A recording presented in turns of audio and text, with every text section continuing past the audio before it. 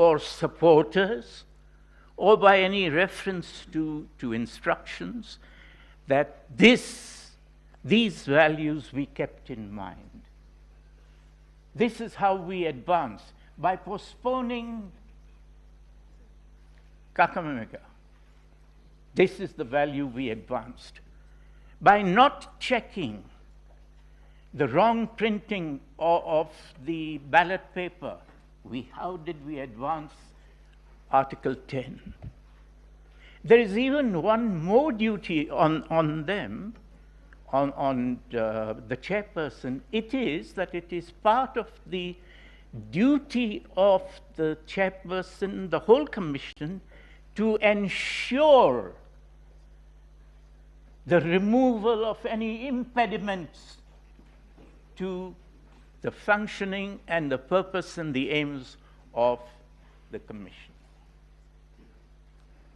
They have breached even that, even the passive duty. And we say, yes, that is what we look at, the substantive truth of all these things. And in that, once you do this, it is clear that this is an election which is brazenly, shamefacedly, without remorse, saying we did right when we were doing wrong. You do what you can about it. Nothing happened to me in 2017 personally. And it is all right. We say no, and we say to the court that not only is the petition, we pray, to succeed, but very importantly, if you find that there is violation of the Constitution by the chairperson, it is not necessary for the court to take any steps to his removal. There is a constitutional position. Thank you. There is a constitutional process to remove him, and there is no need for the court. But there is an important duty on the court that if you find a serious violation, and we submit there are all these serious violations, it is important that the court makes a finding. We hold that, or we find that the chairperson violated this article or that value, and that those are set out. We pray accordingly. Thank you.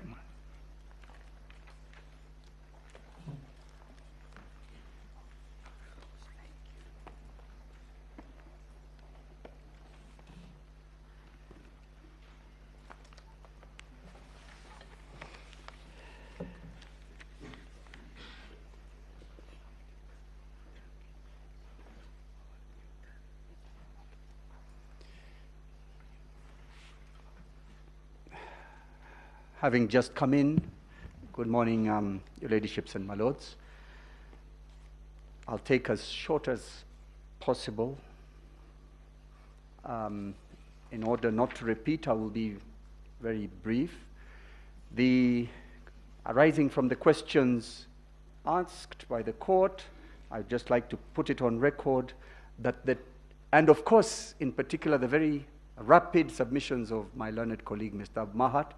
Sometimes you miss exactly what he's saying, but I picked out that he did not at all mention how the system for the KIMS kit was converted to the provision of PDF. The tender document, and we have provided evidence of it, did provide that the KIMS kit would transmit a compressed color photograph image using a compression technique that is in compliance with JPEG. That requirement was never changed unless it was changed quietly fraudulently and with the sole intention of rigging the just concluded presidential election. My learned friend again, Mr. Mahat, challenged everybody that if there was a program that could convert a PDF document or could edit a PDF document, they would buy it. They would buy it. I suppose he meant the IEBC. I, at that point, did ask whether he's an employee of the IEBC, but I was assured he was not. I would like to state for the record that the software for editing a PDF document is available free of charge and can be downloaded by him or the IEBC. And we would request that millions of public money not be used to do this. But the programs that exist for editing a PDF document include Adobe Acrobat DC, Foxit PDF Editor, PDF Filler by AirSlate, PDF Element, Small PDF, Nitro PDF Productivity, Fine Reader PDF for Windows and Mac, Adobe PDF Pack. And I would also invite the court perhaps to try any one of them out. Staging, I just want to add that staging is admitted even by IEBC. So it's not, does not lie in the mouth of counsel belatedly briefed to deny that there was such a facility. Mr. Maina Wachira Nyaga, paragraph 2 of his affidavit, sworn and filed on 29th August 2022, confirms there was a middleware in the results transmission system. And this is also confirmed by one of our IT experts, Mr. Benson Wesonga, that there was indeed an attack from the position of man in the middle.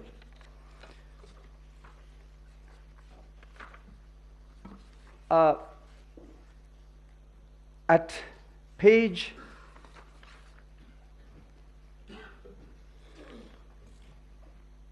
the evidence we produced of the data analysis by George Njoroge in his affidavit sworn on 28th August 2022 and filed on the same day, pages 68-73 of his report, Mr. Njoroge says that the results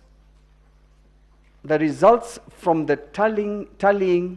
the results from the polling station was between the 9th and 14th of August tallied 137,000 times 137,847 times. On the 9th of August, 38,353. On the 10th, 35,000 times, 574. 11th, 16,291. 12th, 8,357. 13th August, 14,357. 4th August, 24,000 times, 897. This shows that numbers, the same numbers, were being brought back into the system from 34s, new 34s. Otherwise, and trying to find the magic number that would give the first respondent the win. Finally, I would like to make a few comments on the just concluded exercise, the scrutiny exercise, and state that very shortly that despite the good intentions of the court, the servers were not opened. Unless, of course, there will be another opportunity for us to make a few comments. They will? Or then stop any conversation about the report at this stage. Okay. We will allow you time to deal with the report. Okay. I want to say that the evidence that has been presented by the petitioners shows a well-orchestrated and fraudulent scheme that was executed with military precision. Let me agree with my learned friend, Mr. Mahat, on the use of the word military. He says military grade, but I differ with him to say the rigging was executed with military precision, and given the evidence that has been availed, using expert, foreign, and I'm now using another military word, mercenaries engaged for that purpose.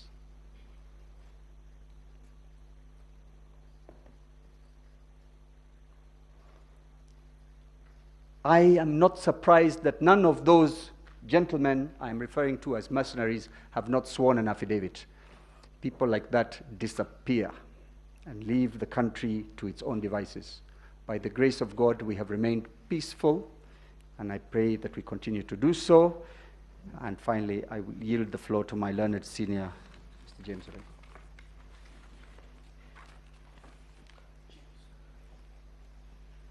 Milady, Madam Chief Justice, we would like a clarification from the court whether the replies and responses relate to questions of law that have arisen from our presentation, or whether it is an opportunity for our learned colleagues to rehash their case afresh and to introduce new evidence.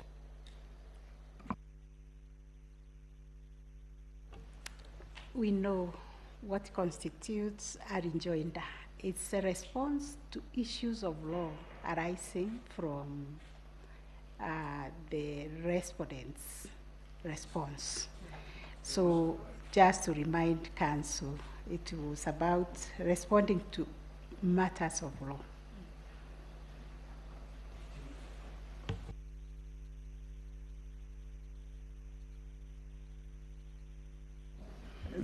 Madam Chief Justice, I also rise to take or to request a clarification.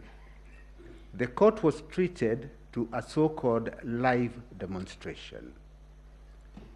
Shall we be given an opportunity, we don't require more than 3 or 4 minutes, to indicate that what the court was shown is not true?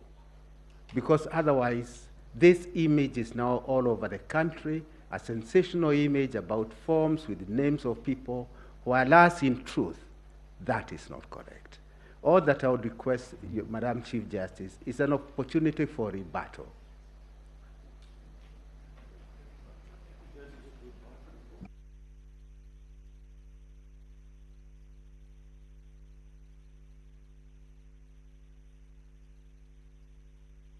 On the basis that that is new evidence, it was never played, those are not polling stations in the petition, it's totally new.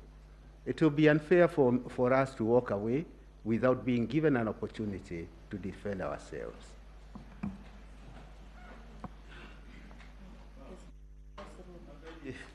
Unless the court walks away from the questions that the court asked, you asked for a demonstration of how the staging was done. It was a specific question. And similar questions were asked to our friends to the left. A lot of new material was brought in. We kept quiet because we knew these were questions from the court and that no evidence should be kept away from the court in the search for truth.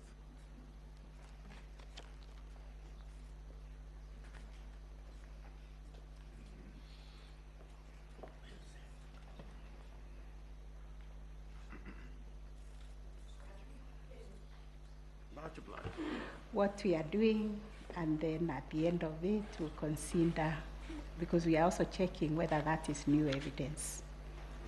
Yes. I thank you.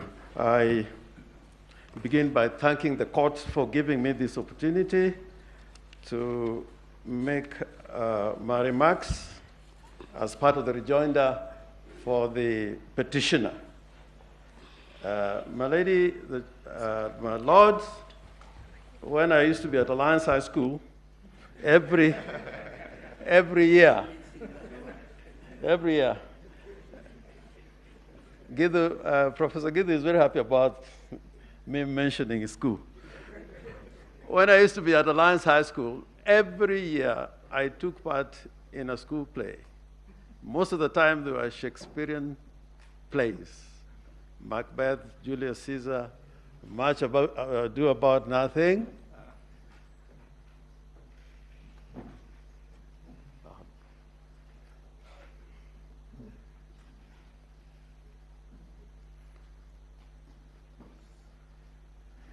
Can I recover my 4 seconds? Yes, I was saying I acted in every school play for 6 years.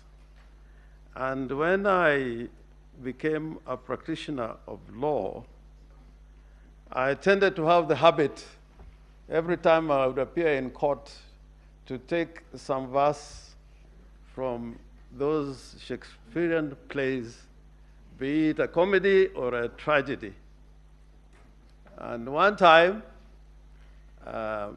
Otieno, from whom I learned a lot as a young man in the practice of criminal law, he told me when I took my seat, did you read the charge? Did you look at the statements? Did you analyze the elements or the ingredients of the offense? Always remember, as a lawyer, that oration is not good enough. Substance counts when you appear before the court of law. And I'm saying this because in 2017, when he had a similar petition before your lordships, some of the advocates who are in that petition, acting for the respondents, when we presented our petition, said that what we presented before the court was a science fiction. And I'm not surprised that even at the beginning, and it's well covered in the media, that what we have presented before you is fiction. And because it is fiction, you had a lot of speeches which I think do not belong to a courtroom. They probably should have been delivered in some theater where people love poetry, like my London friend, Professor Githu Muigai, whom I know, having attended the same school as I did, we share a lot of things in common. We have presented before your lordships a petition based on averments which are contained in the petition. We have placed evidence before your lordships, and the petitioners did not ask the petition to be struck out. Instead, they filed volumes and volumes of affidavit evidence, and I've addressed you at length on matters relating to the petition.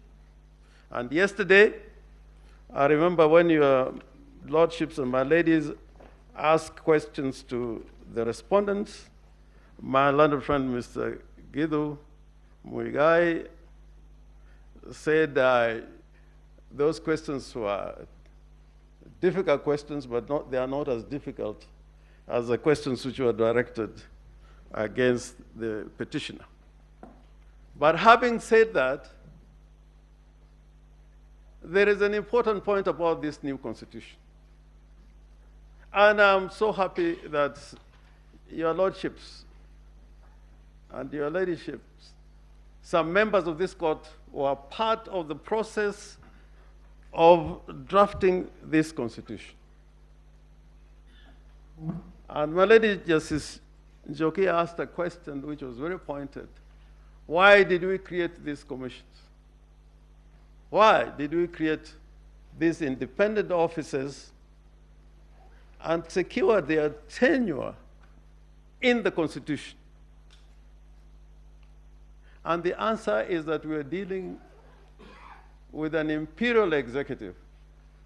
The commissions became an insurance policy for the protection of the sovereignty of the people. And if you look at Article 249, the commissions and independent officers are required to protect the sovereignty of the people. And what better tool to use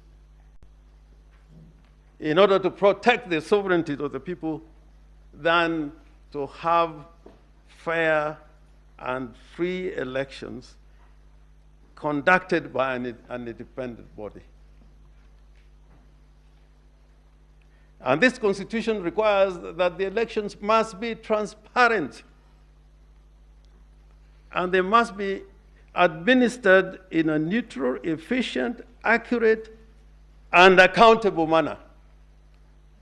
I would have hoped that if the Electoral Commission was indeed carrying out an election that was free and fair, transparent, and accountable, they will be offering all the evidence, including what is in the servers, that this is what went on, this is the record, this is the return of the elections that were held on the 9th of August, 2022.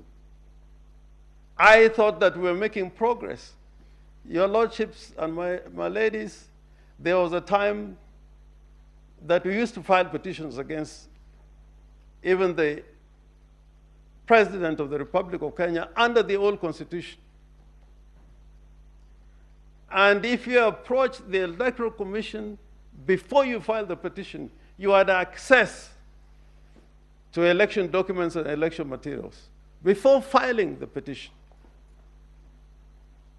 And I did that so many times. My other friend Firoz Norji would tell you, because I was a petitioner. And he filed such a petition. Now, to get information from the Electoral Commission, even after filing a petition and an election has been conducted, is like the road to hell. Because that's what it is. And in Article 249, the sovereign, who is the people of Kenya, require of the Electoral Commission as a state organ to secure the observance of democratic values and principles and promote constitutionalism. Not just in the conduct of the elections, but even the way it runs its affairs. They cannot pretend that they are conducting elections and valuing and securing the principles of democracy as contained in Article 10 of the Constitution, and yet within the body itself, they don't value these principles that are not discretionary. They are, every state organ, every person is required to act in accordance with Article 10. What does the chairperson of the Electoral Commission do in the circumstances, not only of this case, but even in previous occasions? In the Electoral Commission, instead of having a commission of 7 commissioners, and you have seen the factionalism here, you have a triumvirate, you have a trioca that is moving together all the time with the secretary of the commission. This is not what the Constitution desired or contemplated. If you look at Article 88 of the Constitution, the mandate of the Commission in relation to the supervision of elections and referenda, at the end of that Article 88, and I think this is important, sub-article 5, the Commission shall exercise the powers and perform its function in accordance with this constitution and national legislation. So that where the chairperson comes before you and does not show conduct that is in consonance with the Constitution, is that a matter that this court can just gloss over? When the Constitution says in Article 2 that this Constitution is the supreme law of the Republic and binds all persons and all state organs, and no person may claim or exercise state authority except as authorized under this Constitution. And throughout that Article 88, the Constitution throughout talks about the Commission except in two instances, one of them being the declaration of the results in a presidential election. So I urge my ladies and my lords that where there's been an infringement of the Constitution, however good the outcome, but there has been an infringement of the Constitution because the Constitution says how we should conduct elections. It does not matter whether you get 10 million votes or 20 million votes. If you get it by murder and killing people, if you get it by falsifying documents, however the numbers you end up getting in an election, that would not be the kind of election contemplated under Article 81 of the Constitution. The process matters.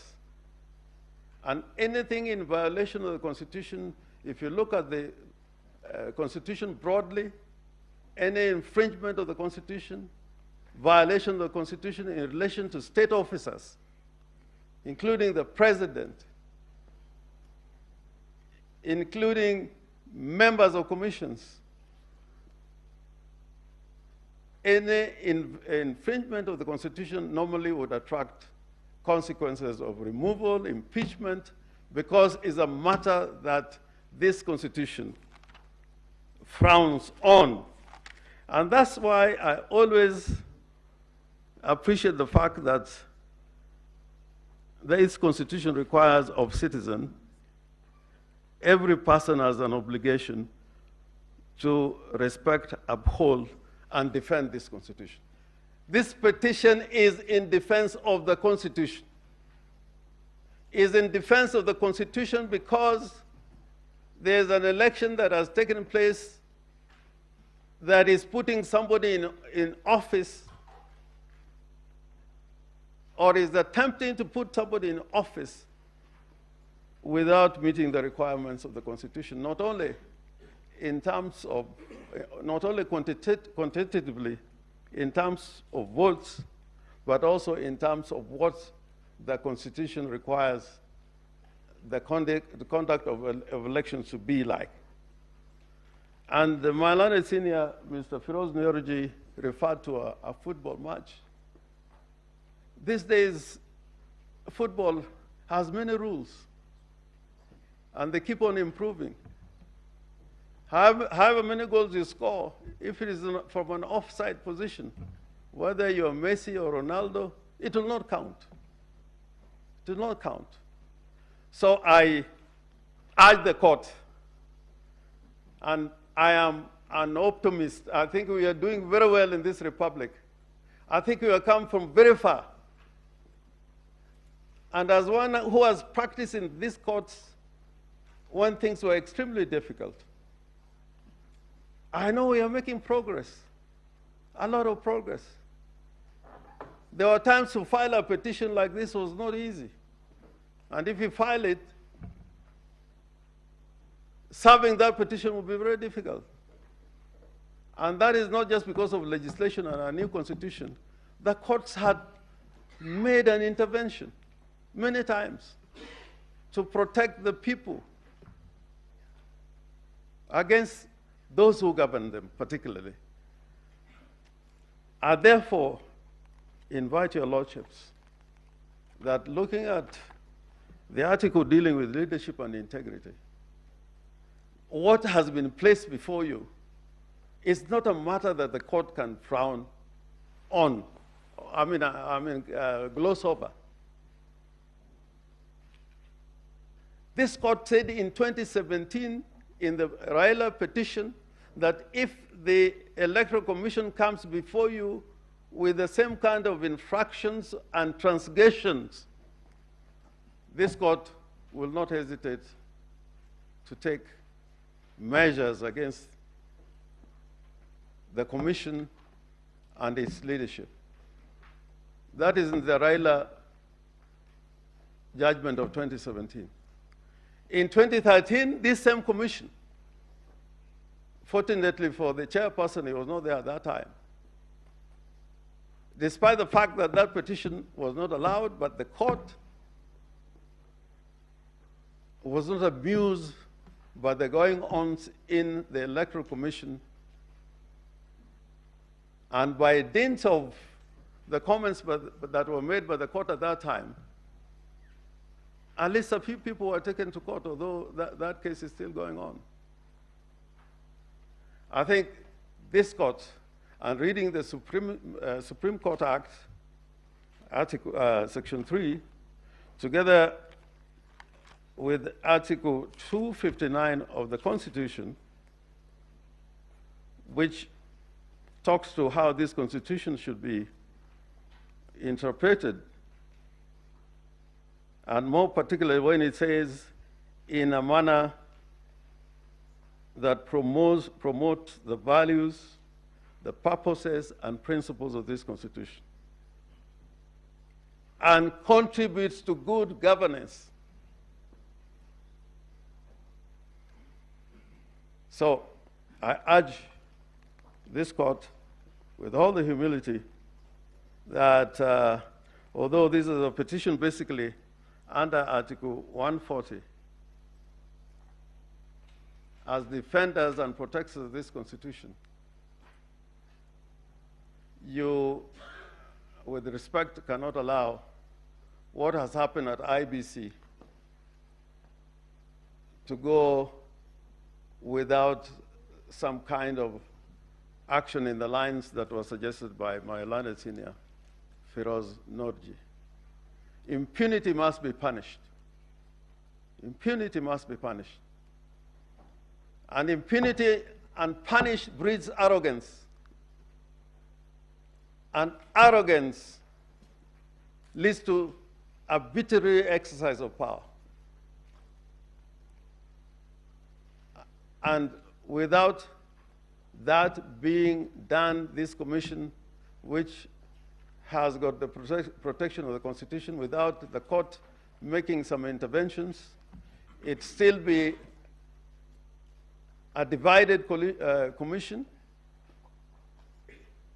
with a triumvirate that runs the affairs of a commission that is supposed to protect and defend the sovereignty of the people. And what I'm saying in a nutshell, that this election cannot pass on account of violation of the Constitution, even by the constitutional dictates how this commission should run its affairs.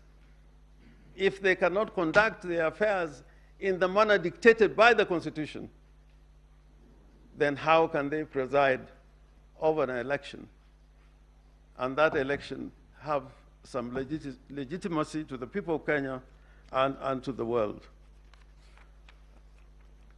Secondly, and this would be my last point, that if you look at Article 138, sub-article 4, and my learned friend Mr. Otiende addressed you on this, that requirement for a successful candidate getting 50% plus one of the votes cast is not an idle provision in the Constitution. It requires of the Commission to come with it before your Lordship seriously when there's contestation and put the numbers before you in rebuttal to the case that were put before you. My little friend, Mr. Mahat, who is also my very good friend, in his address, he was not talking about what the law requires or what the Constitution requires. He was saying, this is what we do. This is what the Kimskits do. There was no constitutional or legal foundation that he was resting his arguments.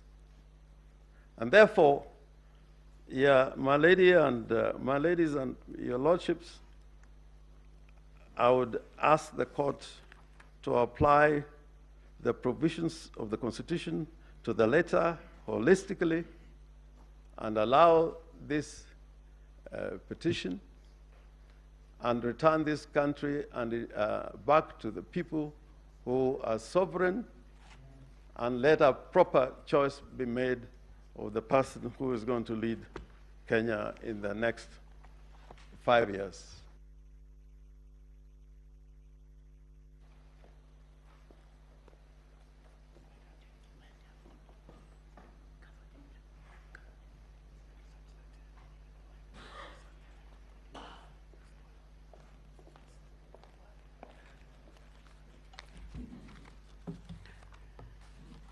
Your Ladyship, Madam Chief Justice, Your Ladyship, Madam Deputy Chief Justice, Your Ladyship, and my Lords of the Supreme Court.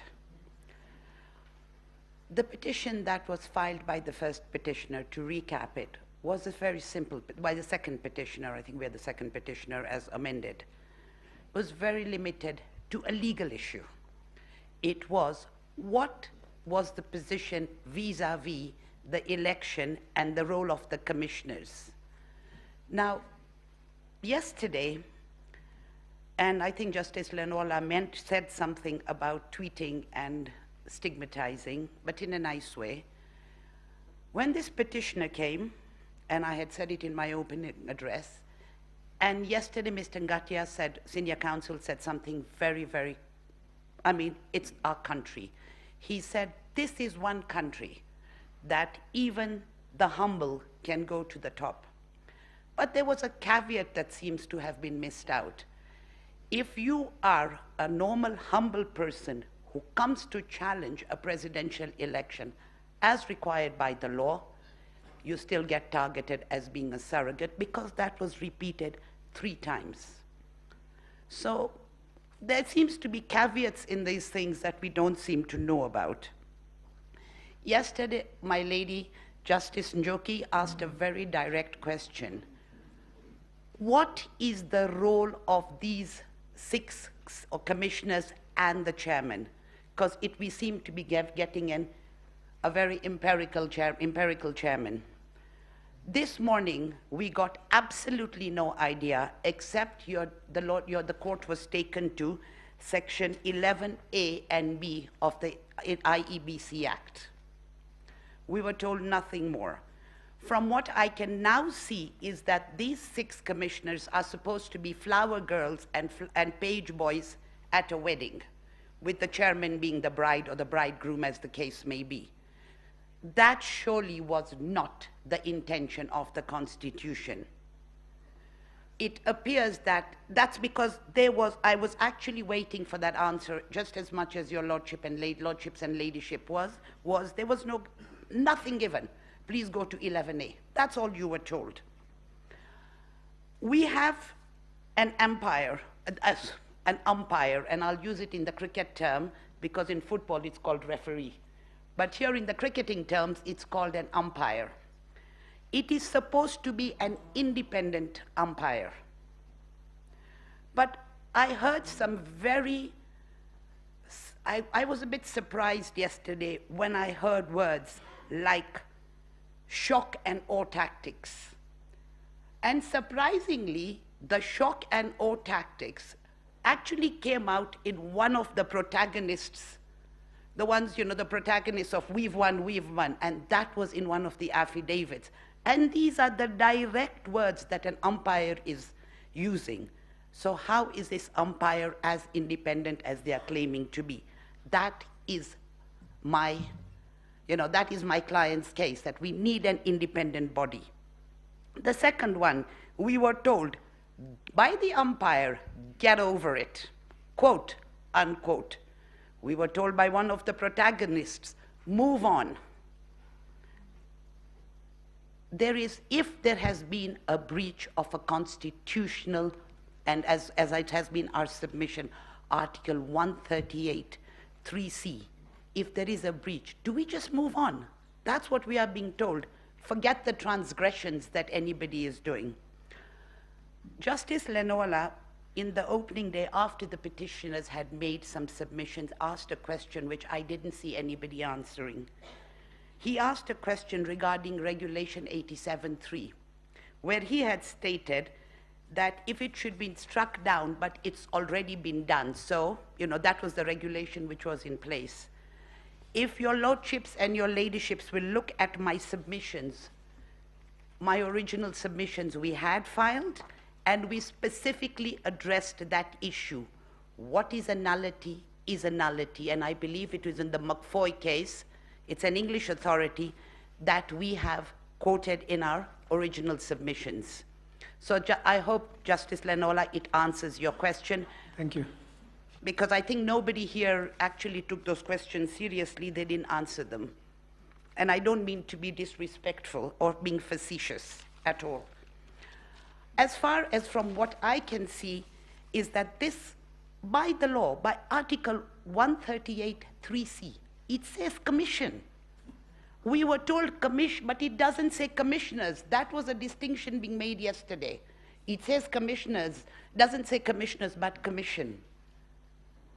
With due respect, all those commissioners are appointed, well, not at the same time, but go through the same rigorous process. Does it mean all animals are equal, but some are more equal than others, which means the chairman is more equal than anybody else? These, like I've said, and I repeat again, are just flower girls and page boys. That surely cannot be the intention, could not have been the intention of people who drafted this constitution. We go back to where we started from, and I've said that in my original submissions. Where did we come from? We need to know where we came from. One-man show? Surely that cannot be the issue. The other issue that the Chief Justice asked yesterday, why was it not declared to everybody? And that's where my client, that there were all these problems, these commissioners had walked out, the transparency, accuracy. Nobody has given us that answer as we sat through this today. You specifically asked, Madam Chief Justice, why was it not declared that there were these problems, 27 constituencies? Nothing. We couldn't do it because there was a problem. I don't want to go into Maina Kiai case, but you were quoted paragraph 287 of the Supreme Court, which I called RILA, which was RILA 1 or 2. But please, before just looking at 287, please look at paragraph 292 of this court's decision. I don't want to repeat it, but this court specifically said, it is in my original submissions, we fault the appellant, who was the IEBC, and the chairman, who was the current chairman, for there being no verification by the commission. We've been told we've misread the section because it's polling stations. With due respect, if it was going to be only polling stations, why send it to the National Tallying Center? It is for the public to know there were mistakes here, there were no mistakes, whatever else there was. A question was asked by the court yesterday, why did the running tallying stop? Nobody's given us an answer. All the difficult questions that we were to get answers for, to which my client, as a voter, and as Wanjiku, I keep on saying, we have not received any answers whatsoever. No affidavits. In fact, the sad part is, despite this whole matter being consolidated, we were considered the surrogates. Nobody sent us any papers to sign. I have two requests from this court, as I have said, and this was what I was thinking of last night before I went to bed. Where it is established that a state officer is subverting the Constitution and the rule of law, the court's hands are not shackled by procedural niceties. This is the beauty of this Wanjico Constitution that we have. It is it's transformative, and some people say it's a very overused word, but in these circumstances it's ideal and can bite when occasion demands. The toothless bulldog is long dead and buried. Please, Madam Chief Justice and honorable judges of this court, bite and bite for the glory of this court. And in closing, whilst we said, we were told our petition is much ado about nothing, and we've, like I said, we've really been battered, but we shall soldier on.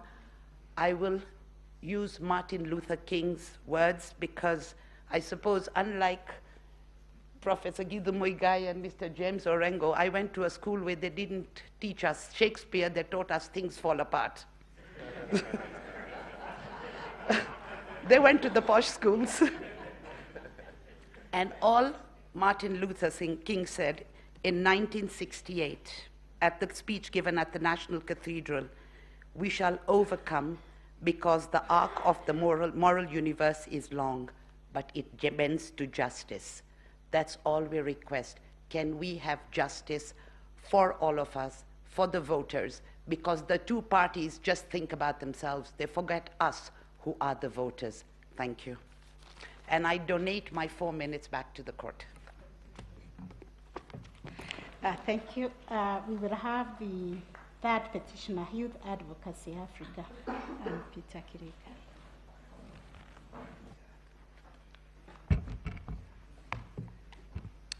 Madam Chief Justice and Madam Deputy Chief Justice, and may it please the members of the court. Yesterday, and for a section of this morning, Your Ladyship, I believe we've been allocated 30 minutes. I see the clock says 15. The directions clearly said 30 for us. Youth Advocacy. I don't know whether there was any question directed to you. Yes, there were. But the direction said 30 clearly. No, the directions I have. Yes, for youth. Yes, for youth advocacy is 30 minutes. 30 minutes, yes. I think the clock said 15. Yes. I was a bit concerned, yes. But for yesterday, for most of yesterday and this morning, members of the court. Sorry, Counsel. Yes. For our record. Yes. Introduction. Yes, Your Lordship. My name is Tom Asharia. I appear together with my colleagues on record for Youth Advocacy Africa and Peter Kireka. Most of yesterday and this morning, you are treated to the theory of an election as it ought to be conducted. My colleague, Julie Soweto, has demonstrated to you what every Kenyan knows. Mambo kwa ground ni different. I call your attention to the affidavit yesterday presented by my good and learned friend, Professor Kindiki, which has been projected. It's the affidavit of Veronica Ndwati. She deposed that she is the Secretary General of United Democratic Alliance and was the Deputy Chief Agent for the 9th and 10th respondents. In particular, I call your attention to paragraph 7, where she states that the verification process went through a 3-tier mechanism. At paragraph 7, she says the second tier was at the constituency level, where the following actions were undertaken. She then goes to subparagraph C, and that is the one of interest here, and this is what she says. In case of any errors, this is at the constituency level, on Form 34B, the same would be corrected. That is the key. Those are the key words. She then goes on at paragraph 8 and says that the third tier was at the National Tallying Center at Bomas of Kenya, where the following activities took place. We go to paragraph 8F. The verification team would also verify that each of the uploaded Form 34A in the public portal is a replica of the original 34A presented by the constituency returning officer, and in instances of discrepancies, the errors were noted. She then says at G, the team would also verify that the data entered in the IEBC online system for purpose of tallying from all original forms was correct. In case the data entered in the IEBC online system is incorrect, the same was corrected on the online system. She then goes at J, a verified Form 34B would thereafter be generated at Bomas. Another one, having corrected at constituency, another one now is generated at Bomas and supplied to the candidates' agents. I specify these particular provisions because, members of the Honorable Court, this is precisely what the chairman of IEBC was told in the minor KI case he could not do. And it bears reading because, as has been repeated here severally, and perhaps I shouldn't repeat it too many times, he is qualified to be a Supreme Court judge. And so we know he understood minor KI. So it is important that we understand what he did not understand about the following passage. It is evident, I'm reading from minor KI, it is evident to us from the above sequence of events that the role of the chairperson of the appellant is circumscribed. Article 138 deals with events at the polling stations where votes are counted, tallied, verified, and declared. The appellant, that's the commission, as opposed to its chairperson, upon receipt of prescribed forms containing tabulated results for election of president, electronically transmitted to it from near 40,000 polling stations, is required to tally and verify the results at the National Tallying Center without, this is the key word, without interfering with the figures and details of the outcome of the vote as received from the county tallying center. Minor KI states further, the chairperson, on the other hand, is appointed under Article 250 of the Constitution. The chairperson cannot be and is not the commission. It goes on to say, and I say this because my good friend George Morogo this morning told you that whether the chairman is the commission or the chairman is a matter of context. It is not a matter of context. Minor KI put that debate to rest once and for all. And finally, to suggest that there is some law that empowers the chairperson of the appellant as an individual to alone correct, then that's the word, correct, vary, confirm, alter, modify, or adjust the results electronically transmitted to the National Tallying Center from the constituency tallying centers is to donate an illegitimate power. Such a suggestion would introduce opaqueness. These were the words used by the 4 commissioners who disagreed with what was going on at Bomas. Opaqueness and arbitrariness to the electoral process, the very mischief the Constitution seeks to remedy.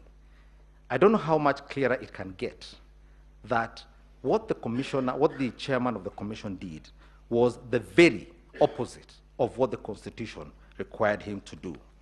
Now, minor KI was itself based on several decisions of this court. The first of those being Wanjohi, which is a 2014 case, and it is cited there, where the court said, apart from the priority, this court said, apart from the priority attaching to the political and constitutional scheme for the election of representatives of governance agencies, the weight of the people's franchise interest is far too substantial to permit one official or a couple of them, including the returning officer, unilaterally to undo the voter's verdict without having the matter resolved according to law by the judicial organ of state. The only organ under our constitutional framework permitted to correct at any level, let alone any of the 3 levels that the chairman of the commission undertook, is this court. It is manifest to this court that an error regarding the elector's final choice, if indeed there is one, raises vital issues of justice such as can only be resolved before the courts of law.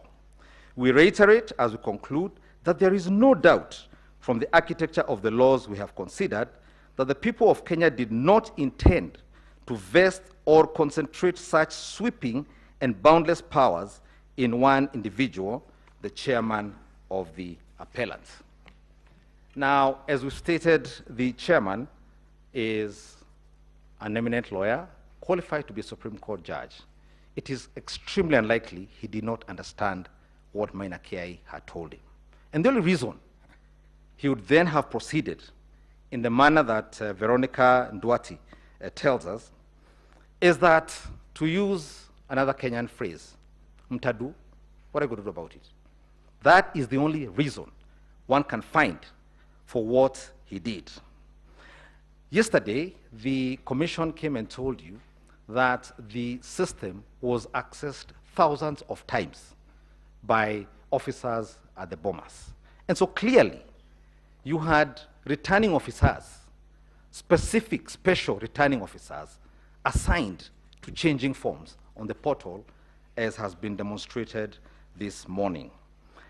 In our submission, the alterations made to this system, to the forms, these so-called corrections that were done at 3 levels, so alterated and contaminated the outcome of the election that it is now incurably defective and incapable of being rescued.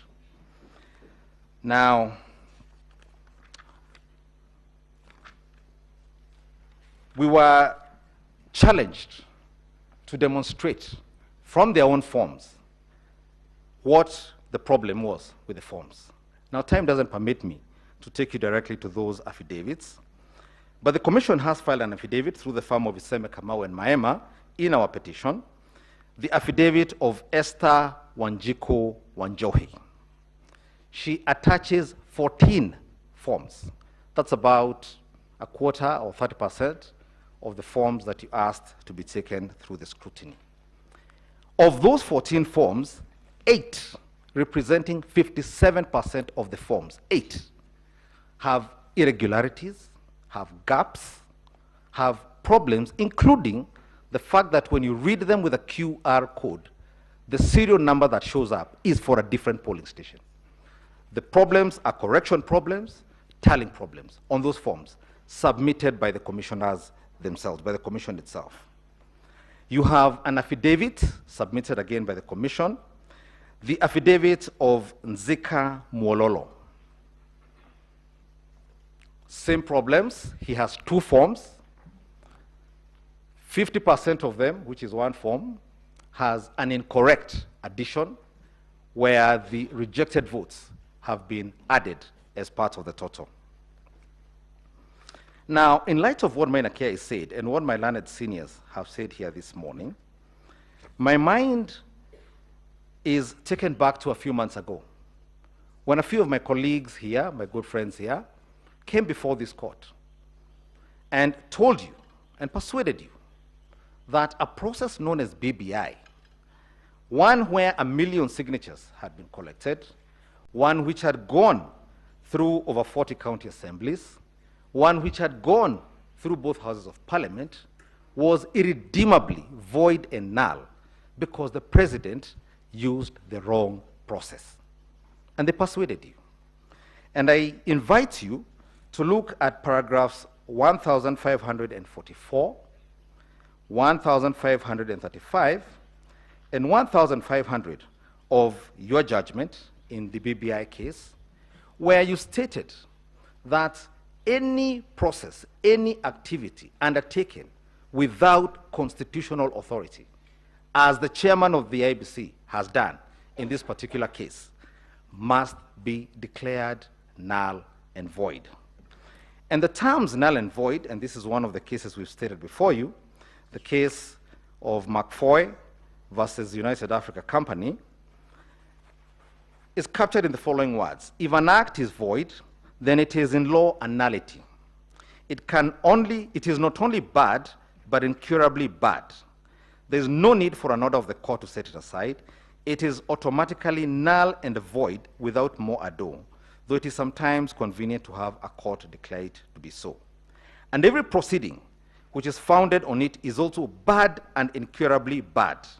You cannot put something on nothing and expect it to stay there. It will collapse. That is the fate the Form 36, the Form 34D, issued by the chairman of the commission in this matter, must suffer as well. Now,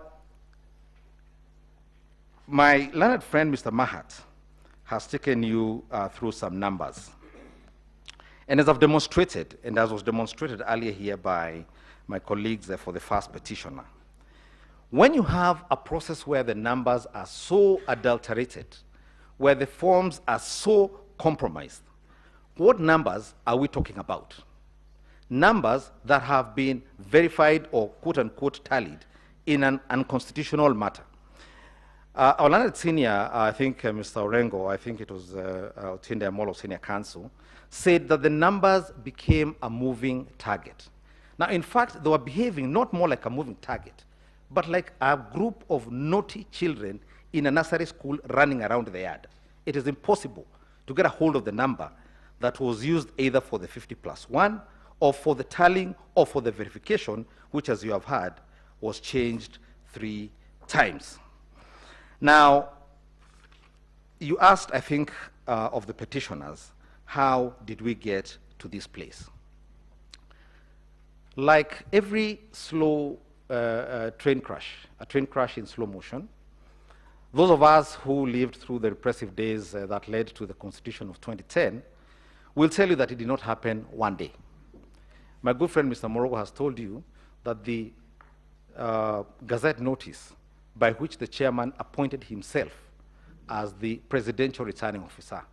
And we need to note, because the defense put here yesterday by the commission, was that he appointed himself on the basis of your judgment in 2017, where in passing, you said that there is a national returning officer. Now this year, he has upgraded. He upgraded himself to presidential returning officer. Now you've been told that Gazette notice means nothing. And I think yesterday you were told we ought to be grateful to him because he had the good grace to publish in the Gazette his unconstitutional appointment. Now, whether you publish misconduct in the Kenya Gazette or you publish an offense does not imbue you with some sort of value or it does not imbue that process with some good grace or quality if the Constitution does not permit that office to exist or does not permit him to conduct himself in the way he did. A Gazette notice does not improve it.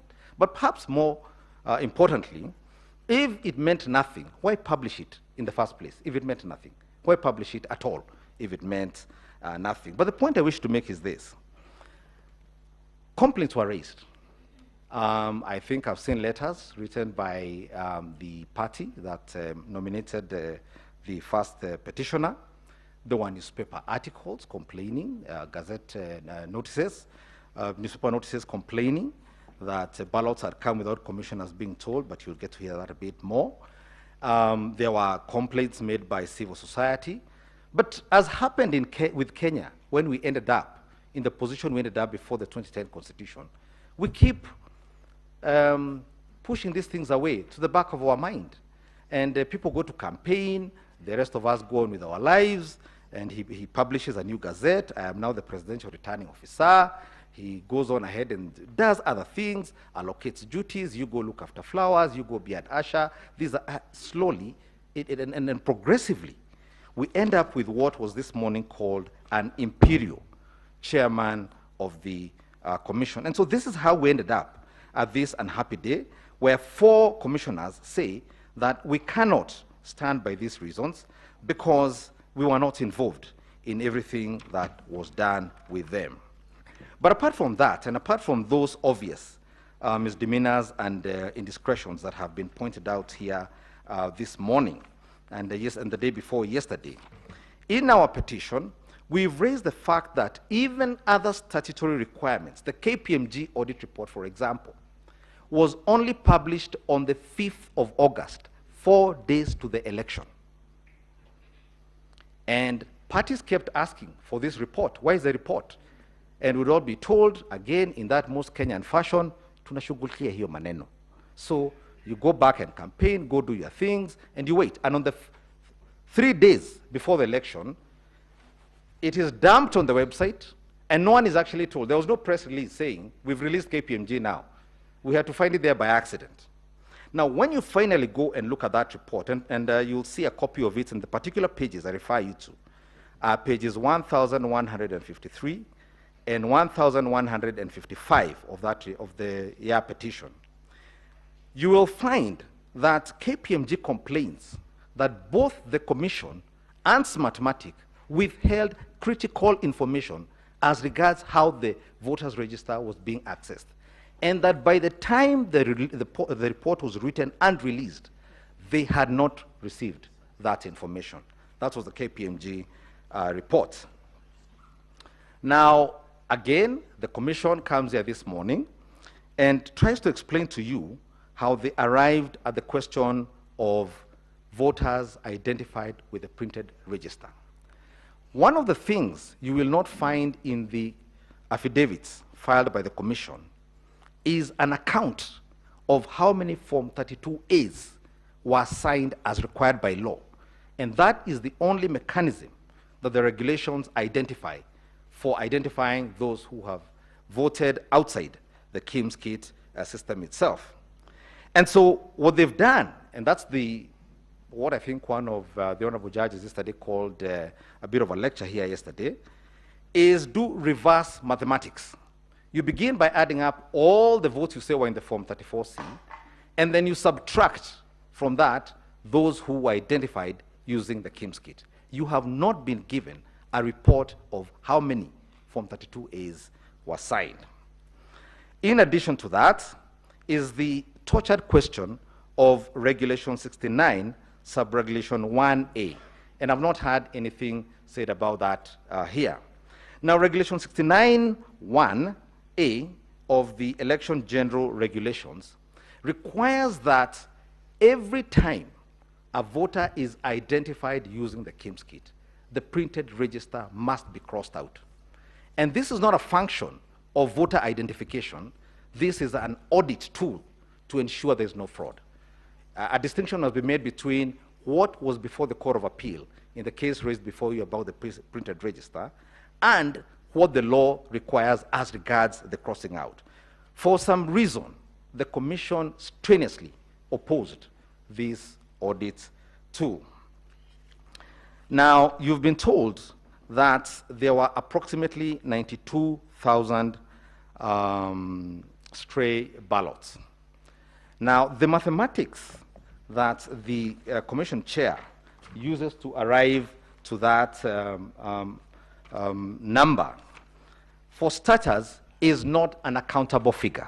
What they've done, and you'll find that, I think, at paragraphs 73, 74, 75, and 76 of the chairman's replying affidavit in our petition, is taken two constituencies, this is Makadara and Kibra, and said that in those two constituencies, we had an average of 2 stray ballots per polling station. They take an average.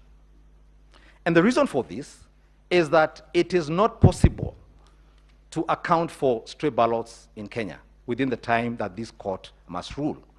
Because under Regulation 81E, once stray ballots have been identified, they are put in an envelope, and neither Form 37B, 38B, or 39B have anywhere to indicate stray ballots. They are indicated in a polling station diary. The only way of arriving at a precise number of stray ballots and identifying to whom they strayed, if I may use that word, is to audit the polling station diaries for the 46,000 polling stations in this country. And that hasn't been done. And so we can't speak with any certainty here when a figure is thrown at this court that there are 96,000 or 92,000 stray ballots. No one knows. The truth is that no one knows. That's number one. The second thing is that in arriving at these mathematics, the chair of the commission says that in 6 in 6 polling stations in Starehe and Mathare, the officer locked up the forms in the ballot box. And he then says that in the 6, we cannot account now for 4,200 ballots. Now, 4,200 divided by 6 is 700. What he's saying is that in those 6 polling stations, there was a 100% turnout. You will see that at paragraph 74, 75, 76 of the replying affidavit. Now, when you go to the forms on the portal, as we've been asked to do, the turnout is not 100%. And so that is a false averment in his affidavit. I think much has been said about the forms and the PDFs. I think I won't venture to say anything about that. I think I should also state, because it was part of our petition, that by the time we went to the election, and I think as of today, an audit report as required by the elections technology regulations has not been provided or done. It's not on their web. Regulations under the Elections Act require an annual audit under Regulation 10 and 11. You will find in a response by the chairman to the first petitioner's party a letter where he says we could not do the audit because we did not have money. He has now annexed, in response to our petition, a certificate, a 2-page certificate, where they say we have 10 reports, but he doesn't attach those 10 reports. They are not on the website, and we have not been provided with them as of today. The purpose of that audit is that it might become impossible or unnecessary for us to spend time here discussing things called logs. And the only logs my grandmother knows are those she uses to warm herself. And yet she's the voter. We must, and I think we've submitted before you a case from the German Constitutional Court, which states that unless the public is able to, independent of an expert, audit the process used to conduct an election, then that election is not verifiable. That decision is before you with our digest of authorities. And it speaks to something a bit more nefarious, if I may use that word. We have just been told here today that we had foreigners who have accessed our IT systems. I can't pronounce their names on account of my county of origin. Now, and what has happened is that, and the submission I would make, is that the IEBC ceded control of the process of determining the sovereign will of the people of Kenya to a foreign entity that now says that that data is the intellectual property and cannot be shared with Kenyans. And there are very, very serious questions that arise. And I say this because they were asked of the chairman of the commission. For example, this data, they now say is theirs. Has it complied with the Data Protection Act? Was this company subjected to the provision of Section 31 of the Data Protection Act? And what are the consequences of surrendering our data, our biometric data, to foreigners who now tell us that is now their intellectual property? And I think Kenyans would be forgiven for saying that we're going soon to have leaders made in Venezuela, not in Kenya, not by Kenyans. Allow me to use the few minutes left to address some of the questions I think you raised, especially as regards remedies. But before that, let me just point out that amongst the other failures by this commission was to provide the Parliament of Kenya with amended regulations, which they promised to do last year, but presented amended regulations in June or July as Parliament was going on recess Sendai.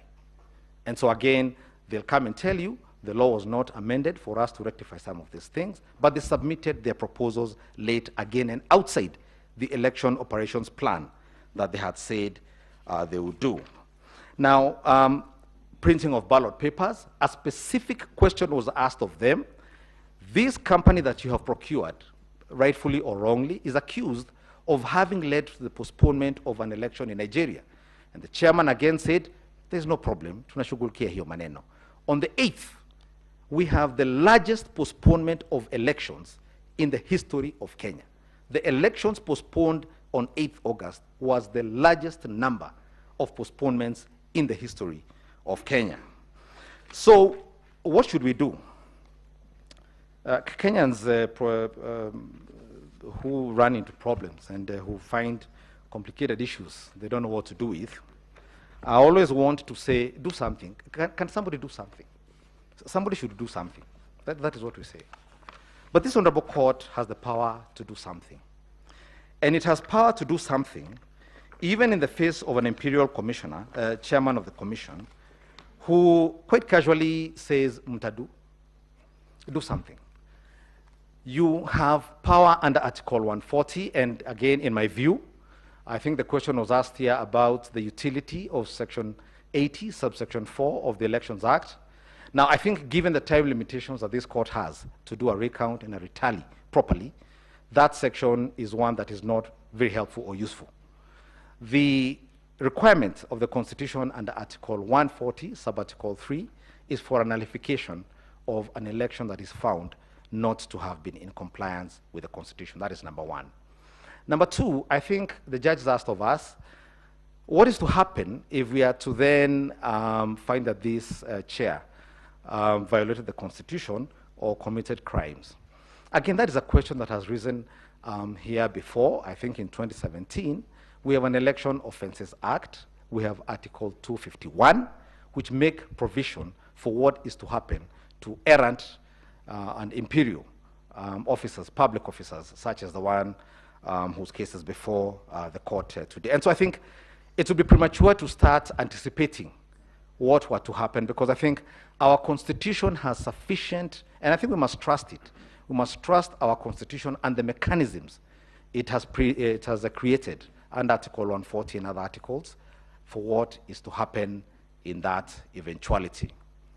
Madam Chief Justice, Deputy Chief Justice, I want to thank you for the privilege of your attention. And unless there are any questions left for me, I will donate my 1 minute back to the court. Thank you very much. Thank you. 15 minutes given to the fourth petitioner, Khalifa.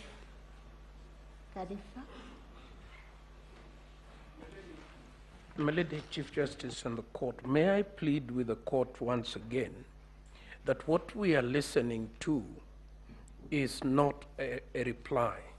It is a rehash of the case afresh, and it is leaving us in a very vulnerable position because new issues are being raised, and we have had, or may not have, unless you assure us, my lady, that we will have an opportunity to reply.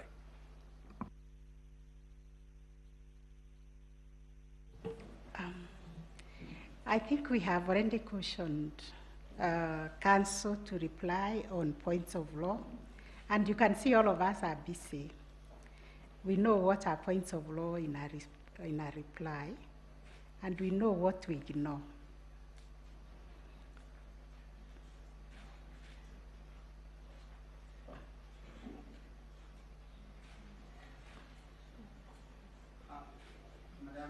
This is only 2 seconds. You said that earlier. We all thought we had. Despite that, Mr. Macharia has taken 30 minutes to argue factual issues, going to affidavits, nothing on a point of law that he responded to. In my submission, therefore, the court will be perfectly entitled to disregard every word he uttered.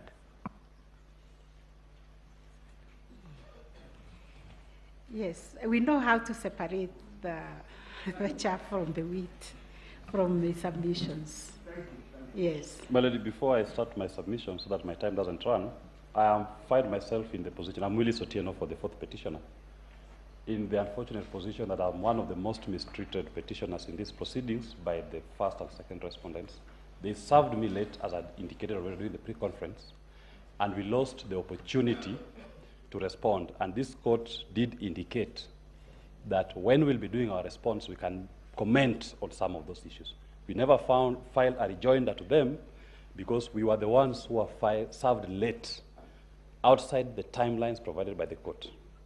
So, but I don't intend to go deep into facts, but I may make one sentence references just to meet what had been allowed before, if that is in order.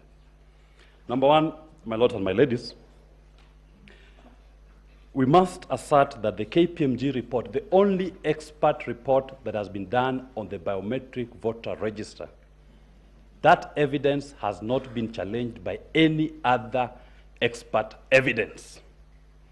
And that evidence which we annexed and referred to, we can now safely conclude that the 481,711 deduplicates that are in that report, 481,711 is admitted.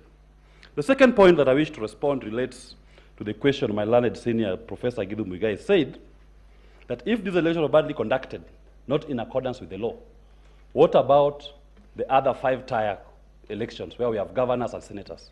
One answer, jurisdiction.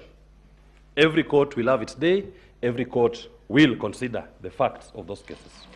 The third point that I wish to respond to relates to what was asked of when the regulations that gave the chairman the power to be a returning officer were passed, they were law at the time he acted. Simple answer. Maina Kiai case had already answered that question of what the law was. Maina Kiai case had interpreted Article 138(3)(c) of the Constitution.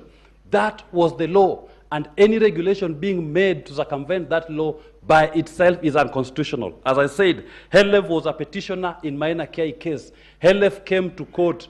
HELEF has come back to court to enjoy the fruits of his litigation in Maina Kiai case, and I was his proud lawyer in that particular case as well. My lords and my ladies,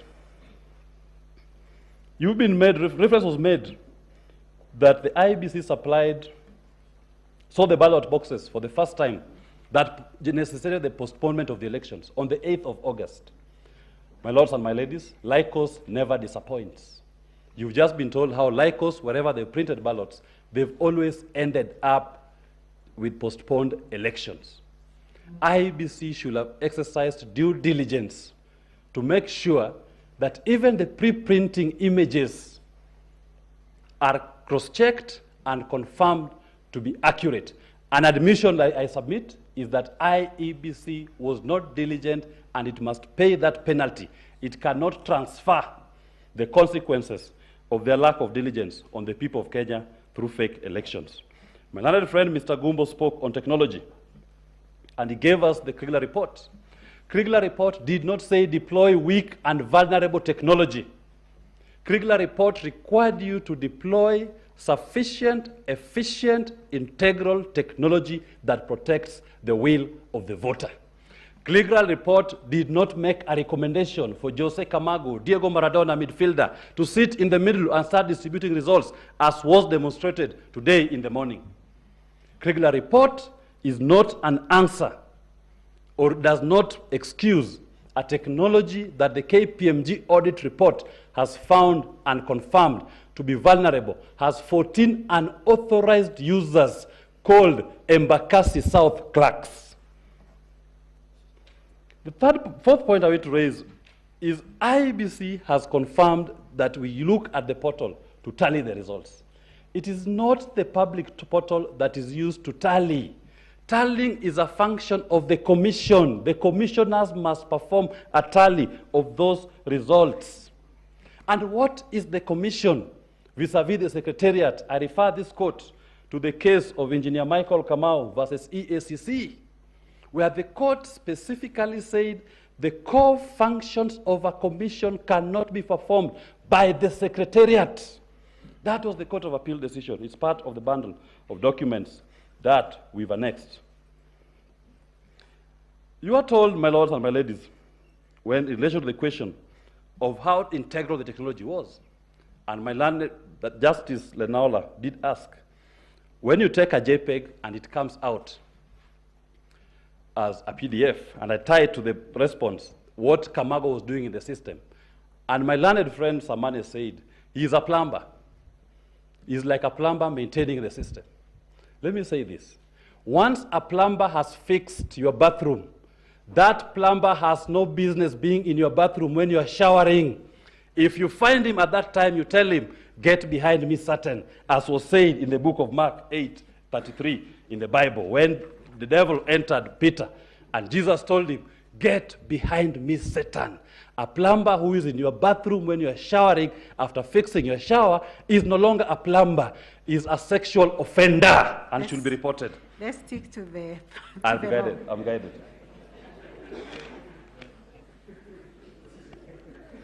Mr. Somane took you through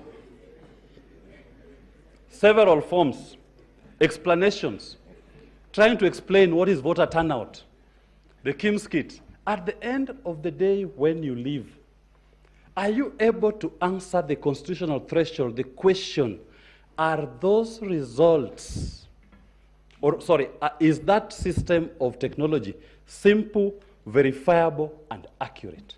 Why the many explanations? Why the kizungu mingi? It should be simple, accurate, and verifiable.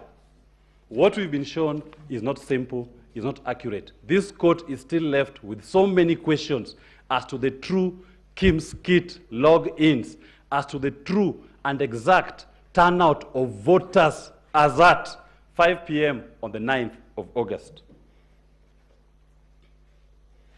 You are told that parties must have their own agents to present things here. My petitioner is not a political party. He is not a candidate, but is a voter entitled to participate in elections and to present a petition. The obligation, legally speaking, is on IEBC to provide a free, fair, and verifiable election. There is no obligation on a voter like Hele Khalifa to hire and recruit agents all over the country to watch how the elections are conducted. If you do so, then you will forever relegate the participation of the people of Kenya in a free and fair election to the ability to hire and deploy over 46,000 agents in all the polling stations to watch over their vote and the votes of others. The question was asked, the question was raised by Mr. Ngatia, that election officials are tired, they need to go back to work. Convenience again. I say this, our constitutional values and provisions should not be sacrificed at the altar of convenience.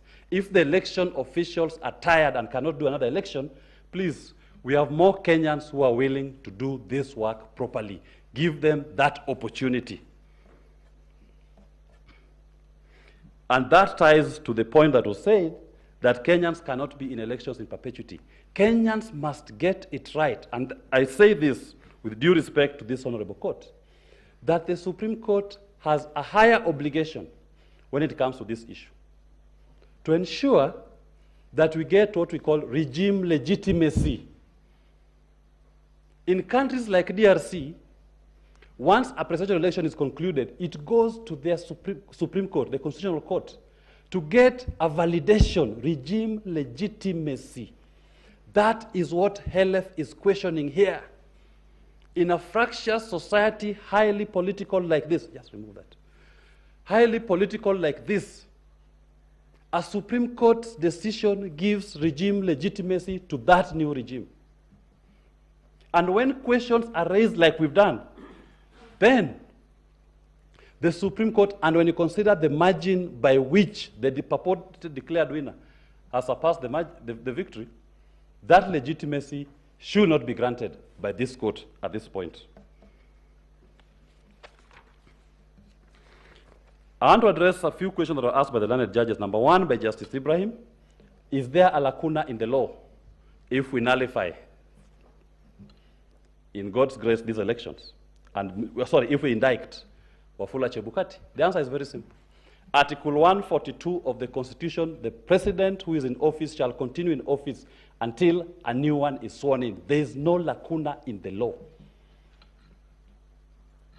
The second point, Mr. Chebukati is not immortal. He could even resign from his office.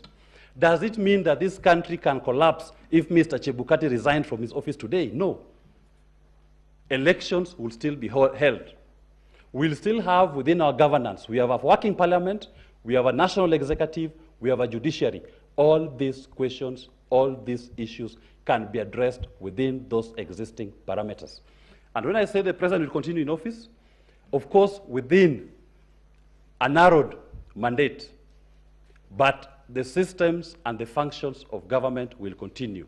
The lacuna will not affect the people of Kenya. The right thing is to make sure that the people's voices are actually heard in a true, transparent election.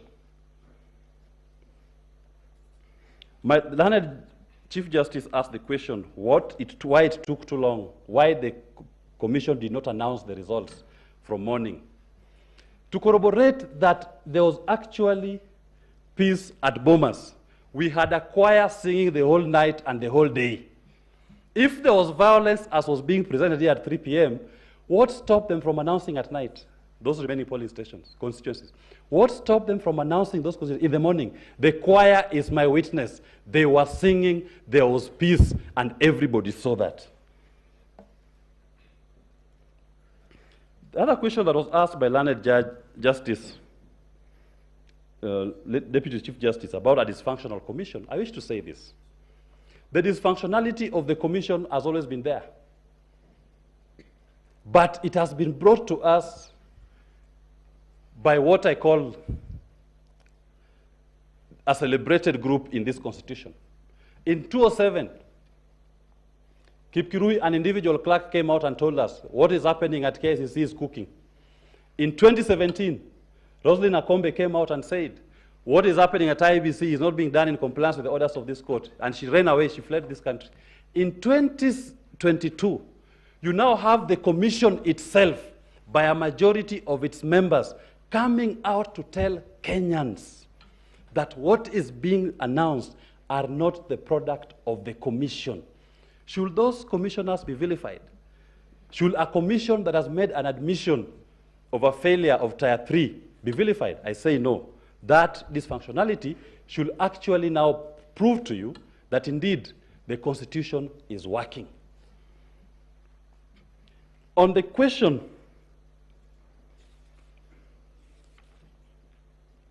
that I wish the court to consider, what would have happened if we didn't have this court?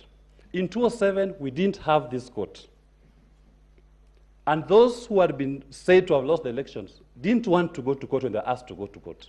Because to serve a president was almost impossible. The hearing of the petition would have taken forever, even 5 years, the entire term. This court should not leave Kenyans in a way that they start questioning themselves, do we still have an avenue through which we can solve these political questions? That is a core function of this court. If the court fails to stand up to occasion, the ramifications on the people of Kenya will be dire because people end up losing trust. So I urge you that do not err on the side of convenience to tell the people of Kenya that when we can see some of these problems, convenience requires that Chebukati cannot conduct an election within 60 days. Let us not upset the elections. It will erode public confidence in this particular court, which will be catastrophic as we witnessed in the year 2007.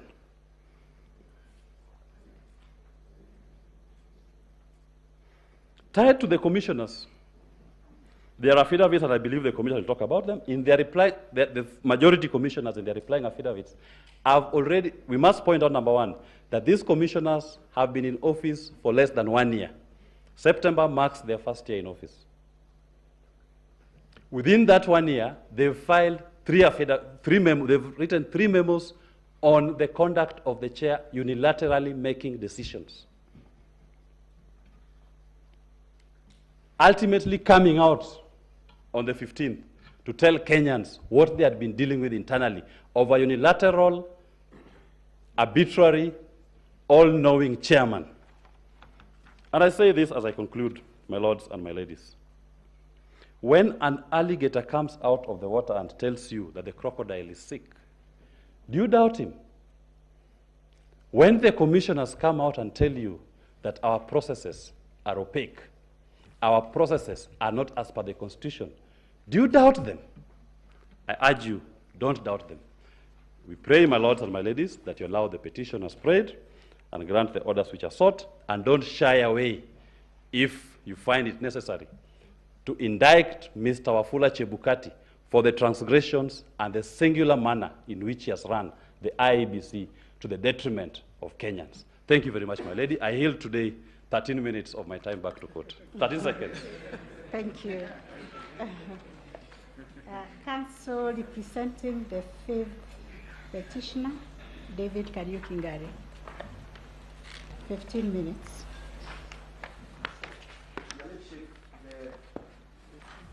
Your Lordship, the Chief Justice, Deputy Chief Justice, members of the court, may it please you that my name is Mamboleo. I represent the fifth petitioner in the consolidated petition. We will be making this rejoinder together with my learned friend, Mr. Murara Umoke. Your Lordship, when we filed this petition, the response we got from the respondents was that this petition was frivolous. The other response, my ladies, my lords, was that the tallying, verification, and declaration of results at the National Tallying Center is a preserve of the chairperson of the commission. That the rest of the members of the commission have absolutely no role whatsoever. I can quote my senior colleague, Mr. Kamau Karori, as deliberately insisting that the other members of the commission, the 6, don't have a role. That in fact, the chairperson of the commission has been extremely magnanimous because at various points in this process, he's even involved them somewhat. The third response we got is that the election of the President of the Republic of Kenya is just about numbers. It is numbers, numbers, numbers. And then lastly, the respondents wanted to put this court in a dilemma, a catch-22 situation, by suggesting that should they exercise some powers under Article 140 of the Constitution and probably nullify the election, we are going to get into a situation that is uncharted constitutionally. Create fear. Your Lordships, your ladies, I want to suggest to this court, when you retire, to look at what we call the theory of false dichotomy. The theory of false dichotomy is an informal fallacy that is based on a premise that erroneously limits the options that are available. And what the respondents are telling you is that the Constitution does not provide mechanisms to deal with the situation that might arise for something that is expressly provided for under Article 140 of the Constitution. I also want to suggest to you, my ladies, my lordships, when you retire, to look at what came into the open about 3 years ago, which is called the CIA Rulebook on Disruption of Organizations. How do you disrupt organizations so that you do not have an organization working as it should? And when you have achieved that, then you come out and use the law to subvert the will of the people. On Bomas on the 15th of this month, of August 2022, it is now judicially noticed that the beaming of results stopped. It is now in public notice that commissioners of the commission, at least for them, came out and stated that they do not have anything to do with the result that was being announced. It is actually admitted that as this was happening, top in the mind of the chairperson of the commission, he knew and understood the process of tallying, verification, and results to be his own precept. He's not even refuted it. He says that is how he understood it. He said that the other commissioners had no role.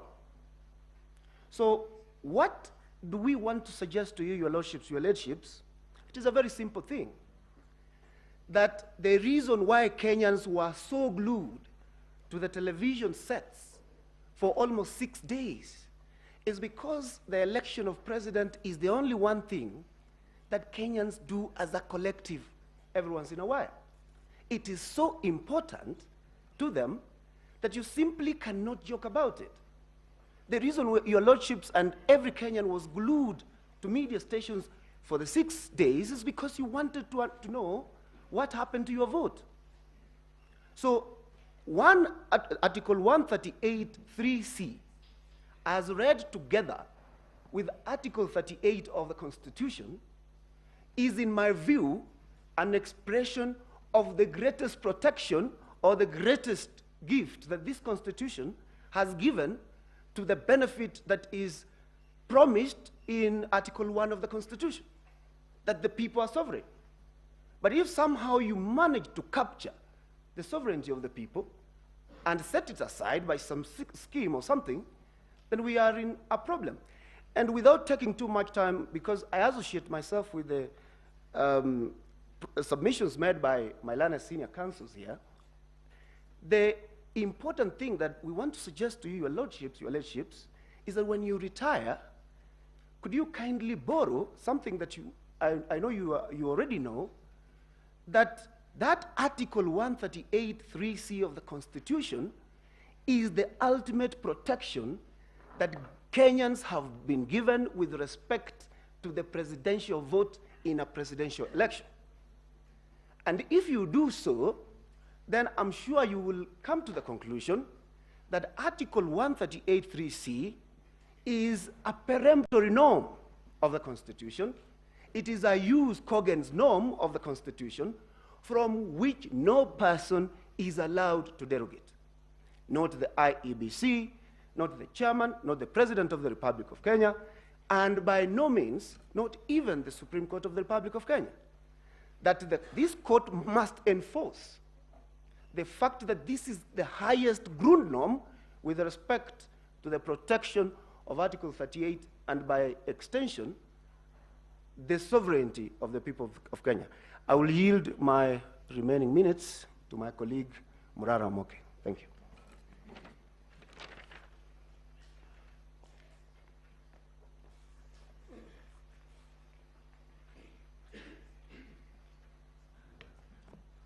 Good afternoon, Madam CJ and Honorable Justice of the Supreme Court. It's a great opportunity to appear before you once again this year.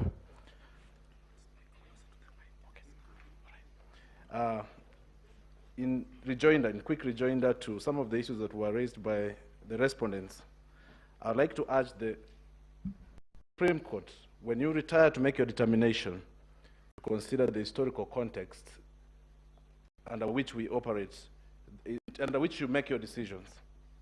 The historical context is very simple, that in the last 30 years, you cannot identify a lot of instances of free and fair elections, except in the year 2002.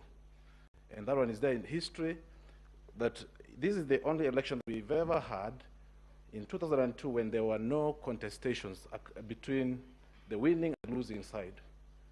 But any other election outside of that, we've always had complaints coming out of those elections. And I wish to take this opportunity to urge you to use this opportunity to bring to an end what is becoming now a perennial problem to our nation, where we cannot talk about a free and fair election. It is very simple. When you look at this particular election, it's very surprising that anyone can tell you that there was no problem unless they live in the Republic of Utopia. Anybody, even the children, our children can tell you that there was a problem because they would see that the results were not coming out. We were waiting for the outcome for a long time. And in the end, whatever was announced left many questions. And this brings me to the test that should apply when you make your determination. The proper test to apply is the constitutional test when you seek to determine this petition. If you find any form of constitutional infraction, then you must nullify this election. There have been multiple infractions, very serious. A question that must linger in the minds of the judges is whether you can trust the outcome of an election that's conducted by what I could simply call the Tower of Babel, because the IEBC, when you have two factions of an independent commission That is something so serious. It should concern not just judges. I was happy when I heard Madam C, you say that you are very concerned by that, and I pray you continue being concerned by that as you retire to make your determination, and that all of us in this country be concerned by that. We had a commission that has two factions, that is run by what has been described as an executive chairmanship. I was very shocked. I could not believe what I was hearing today. And this was being said by council, instructed by that chairperson to come and tell you that he's an executive chairman. You should not accept that kind of description. It's not provided in anywhere in the Constitution. You read Article 88, which establishes the IEBC. It establishes a commission, not a chairmanship. Article 249 of the Constitution establishes independent commissions, and it requires that these commissioners act independently, and they should not be under the direction of or authority of anyone, including the chairperson of any particular commission. The 7 commissioners, each of them independent, they are not to be hostage, as they have been held hostage by the chairperson, who says he's an executive chair, and who not only says that, but also instructs his advocates to declare him a national hero. I think that is ridiculous.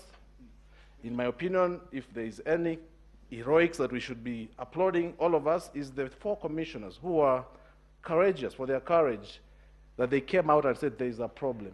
Because in this country, we must learn to speak up, we must speak out when we see a problem. And on my level, as an individual, I applaud them. And I think that's what we should be applauding, we should not be praising things that are seen as unconstitutional. Very quickly, I would like to highlight other provisions of the Constitution that I think that should be looked at very keenly, and there was no compliance with that, which should lead the court to determine that there was no free and fair election. Article 10, was it fair and transparent? We cannot say that, because if we have a result that has been tallied and verified by a few commissioners, that the majority of the commissioners are not given the opportunity, or we have some results that were not verified, then how can we say that that's a fair and transparent election? I ask you to look at Article 81, the general principles for the electoral system, which talk about a free and fair election that is run in an efficient manner, that are free from any corruption. But we've had many shocking things, that in our country, we can have foreigners, even from the failing states, taking advantage of us, our systems, our people, and our electoral system. And the court should rebuke that kind of a thing. We should not allow it to happen again. It's a shame that, indeed, this is making us a laughing stock in the world. Everyone is laughing at us, that we cannot carry on our own process, a simple process of tallying results and declaring them.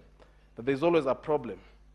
When we could see the IEBC spending more time entertaining us with their music, instead of announcing the results. It was very irritating, I must say, as a voter, when you cannot find the results from the commission, but you find music that you could play very freely on your own devices if you wanted to. Article 138(3)(c) is very clear. It has stated that the role of verifying, tallying, verifying, and announcing the results is vested in the commission. 138(10), by referring to the chairman as the one who is declaring the results, is simply delegating that responsibility to him. And even if the chairman was not there, that function would still be carried out. If you look at the IEBC Act of 2011, Section 7A and B, it clearly provides what should happen in case there's a vacancy in the position in the office of the chairperson of the IEBC. Things will go on. Nothing will stop, as the chairman would like us to believe. Everything will be carried on, even if the chairman was not there. And should this court find it appropriate to declare that there's an element of breach of Chapter 6, the court should go ahead and make that determination, and other processes can follow.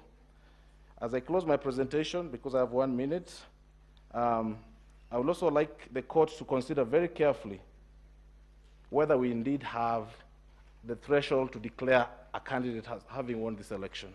As we speak now, we cannot determine whether, we are not sure about the total valid votes that were cast in this election. And without that, you cannot determine whether we have a 50+1 threshold. And I ask the court to look very carefully. In my opinion, we do not have that. There's a lack of clarity. Mahat's presented figures, which I would say many of them were based on presumptions and projections. And that's not what the IEBC should be doing, not giving us projections. That is for the analysts to do. Independent analysts can give us projections, but for the IEBC, they must give us specific figures. They cannot give us figures that are merely projections or made based on presumption. The figures of how many voters were astray, how many ballots were astray, should be verifiable. I urge you, my ladies, and when you sit to deliberate, let's make things right for our country.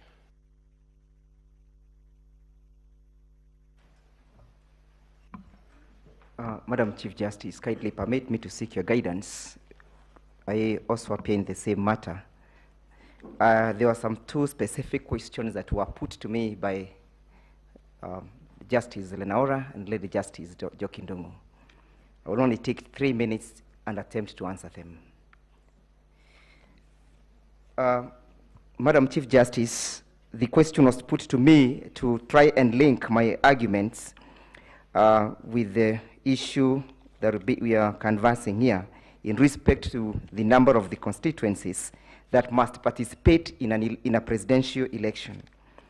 To attempt to answer that question, Madam Chief Justice, permit me to refer the court to Article 136 of the Constitution, which provides that the president shall be elected by registered voters in a national election conducted in accordance with this Constitution and any other act. That election, the directive of how that election is to be conducted, my lady, is found under Article 138, Clause 2, which provides that if 2 or more candidates for presidents are nominated, an election shall be held in each and every constituency. And therefore the question is, the use of the word or deliberate use of the word constituency is deliberately used by the Constitution, and these constituencies are determinable. And if you want to determine these constituencies, you therefore go to Article 89 of the Constitution. You also further go to Section 2 of the Election Act and see what defines this particular constituency. Why is it important for us to factor this in? It's because any voting that was done outside the Republic of Kenya that is not contemplated by Article 5, which defines the territory of Kenya, then any vote that was cast is an illegal vote, is an invalid vote, and it is a vote that goes towards contaminating the election. Further, my ladies, my lords, in answering the same question, the constituency that was defined by the chairman makes us to have 291 constituencies, completely out of the realm of the Constitution. And that is the illegal infractions we are saying that the election has been infiltrated with. My ladies, my lords, when you are applying these arguments, or considering my argument, consider that you held in Raila 2 that under Section 83 of the Constitution, if any of the issue, either be it legal or factual, is proved and ascertained, then that issue can void an election. The question of the constitutionality of that one extra constituency is an issue that contaminated this election, and it's an issue that should be factored and should not be lost in the eyes of this court.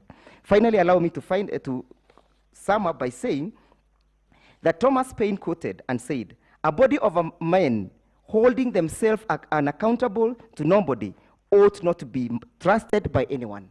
If IEBC does not hold itself accountable to anyone, then who should trust them? Can we even trust the processes under which they have taken through this country? I bet not. I beg to rest. Much obliged.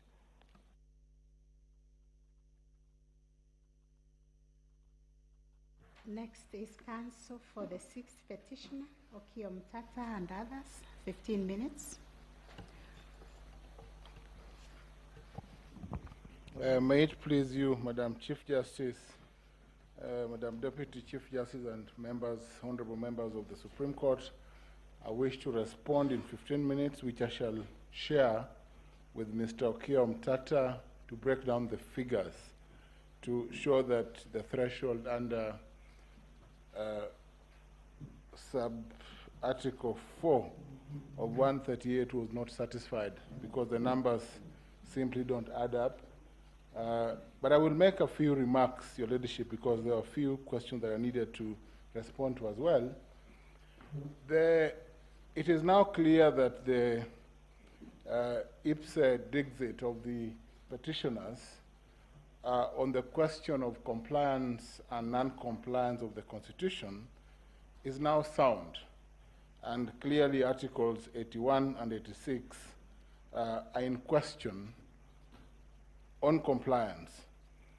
The respondents, my lords, have put up, the second respondents have put up a self-righteous and pompous response on the question of the role of the chairman. And I want to just respond in this manner, my lords. Section 5 of the IBC Act defines what a commission is. And a commission is defined to include the chairman of the IBC and the members. That definition, my lords, contrary to the submissions by Mr. Karori, senior counsel, does not include and expressly excludes the staff of the commission. It cannot therefore lie in the mouth of counsel to submit that the verification and the tallying of the results of the presidential elections, insofar as Form 34As and 34Bs were concerned, was done by the staff and excluded the commission, who were confined to other duties. My lord, that was a violation and an infraction that expressly went against the requirements of Article 138, 3C.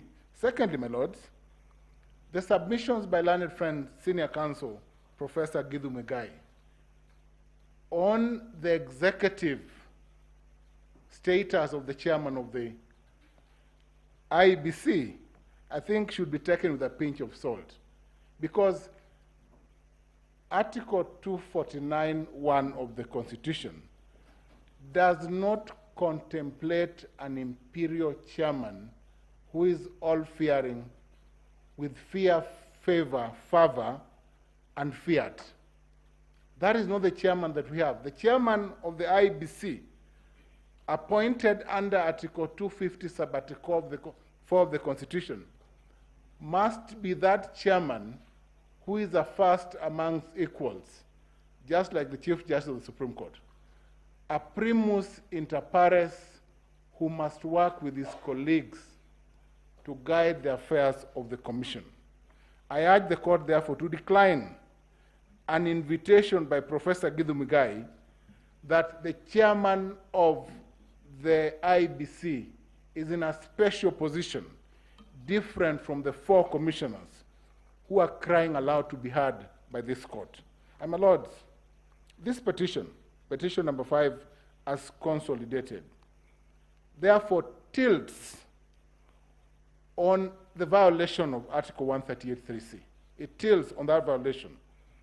And that violation alone, my lord, therefore invites this court to look at or to turn to Articles 23 of the Constitution on your role as a court to interpret the Constitution in a manner that goes beyond just protecting human rights, my lords, but to look at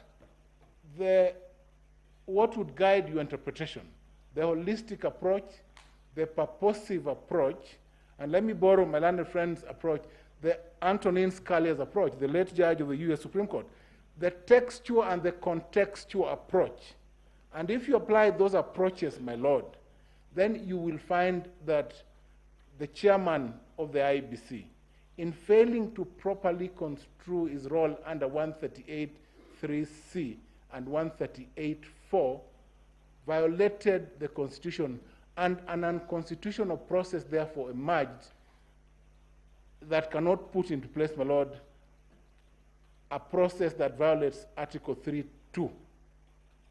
My Lords, there is an invitation to you to invalidate the entire process.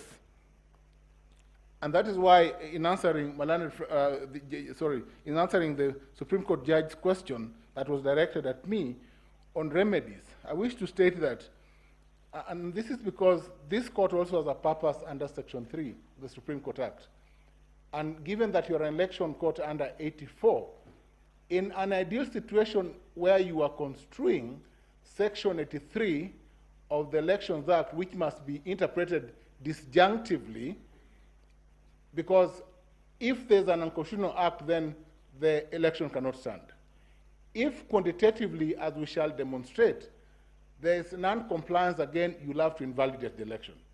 But my Lord, in an ideal situation where you'd have been called upon to apply Article 232 on public service and Article 201 on public finance, you would have ordered a recount and then secured a winner.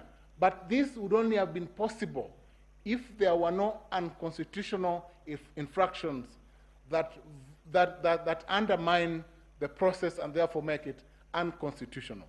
Because this is no longer about tallying and verification. It is about the bigger process of the involvement of commissioners and a split commission. And the only remedy available, my Lords, Justice Ouko, the Chief Justice and member of the court, is a nullification. This is no longer the baby of Raila Amolo Odinga V. This is no longer the baby of William Samoei Ruto, Doctor, the first respondent. This is the baby of Wanjiku. It is the baby of Kenyans. Return this baby to Kenyans to determine to whom they shall hand over the baby after 60 days. I pray that you nullify the election. And I will cede my time now to Mr. Senator of Busia County, Okia Omtata, the perennial litigant. Thank you.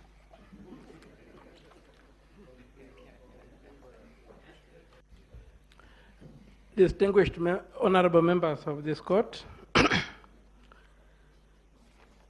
I'll begin my submissions by requesting that my PowerPoint presentation be played. Just to respond on points of law.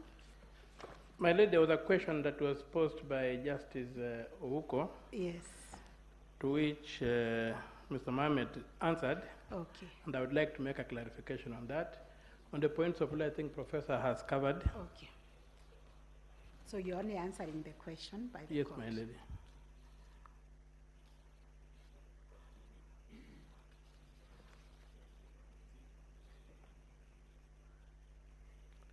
Could the time be stopped, please, so that...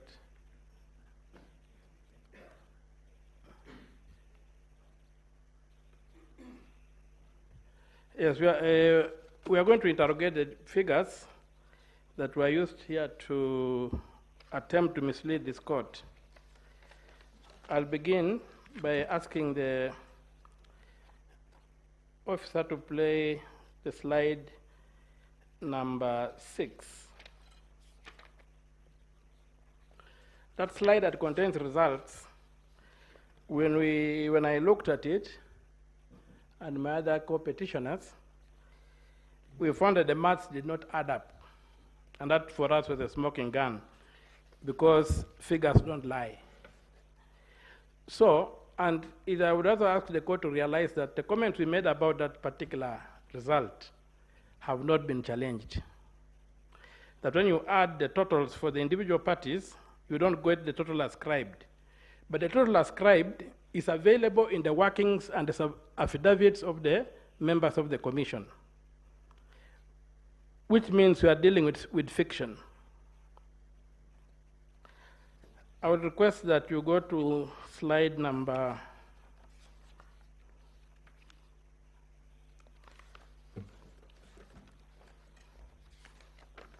slide number 5.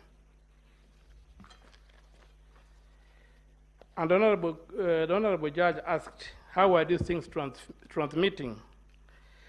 So when you look at the fact that at 17 hours, we had 21,481,000 652 voters or returns which had been made, and we factor into the, when we try to calculate the average number per voting station, we were told we were given 46,299 polling stations. If you divide 22,120,458 by 46,299, you arrive at an average figure of 478, which is not very far from when you take 65% of 700, which is the maximum number you can have in a polling station, you end up with 455.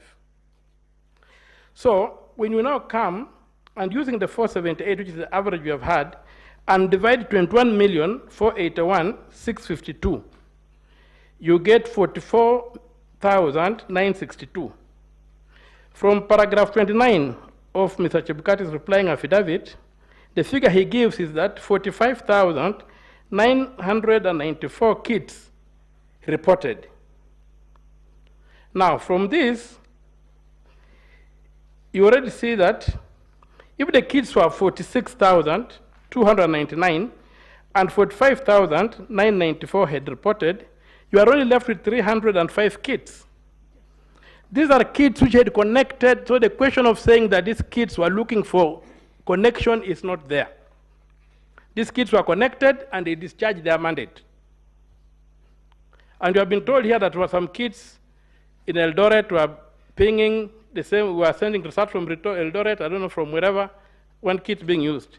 So at that time, you get that the 305 kids, which may not have had network, if you multiply that figure by the maximum number of votes available, you will find that the 700, if you multiply that, you'll get a figure of about 213,500 votes. That's the maximum that could be transmitted, not 2 million votes. And also, if you went by working of 1,337 kids, then the maximum amount you could get is 638,806. So the KIMS kits that transmitted are not these ones that reported at that time. But the data, the fact that they held so much data was mined. So somebody could transmit remotely, mining the data that was already reported in these polling stations. And that's how the fraud happens. For the workings on slide number 2,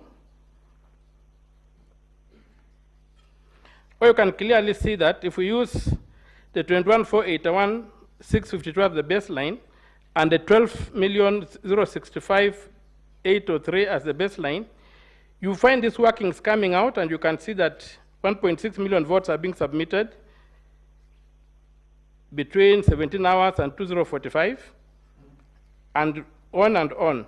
But most important, even if we were to buy the idea that they were connecting, you have got 508,647 ballots on page 3, slide 3, which transmitted after a period of 3 hours and 45 minutes. So those particular transmissions of 508,647 are a figure that's very curious, because if you deduct the tally for Eldas from this figure, you hit almost the exact figure that Mr. Willis, Land Council Willis, has presented to this court, coming from the KPMG audit, that there was that number of voters, there was a number of ghost voters equivalent to that one. When we go to the other thing that supports our position, there was a question of what was the denominator used for voter turnout. I will invite you to look at at the petition at page 41. There's a letter, a press statement signed by Mr. Chebukati, saying that he used the National Voter Register to calculate, and if I may just read it quickly to the court. So page 41 is handwritten 41. It says, paragraph 2, at around 4 p.m., 12,069,803 registered voters out of 12,065,803 voters out of 22,120,458 had cast their vote. This equates to 56.17% of voter turnout.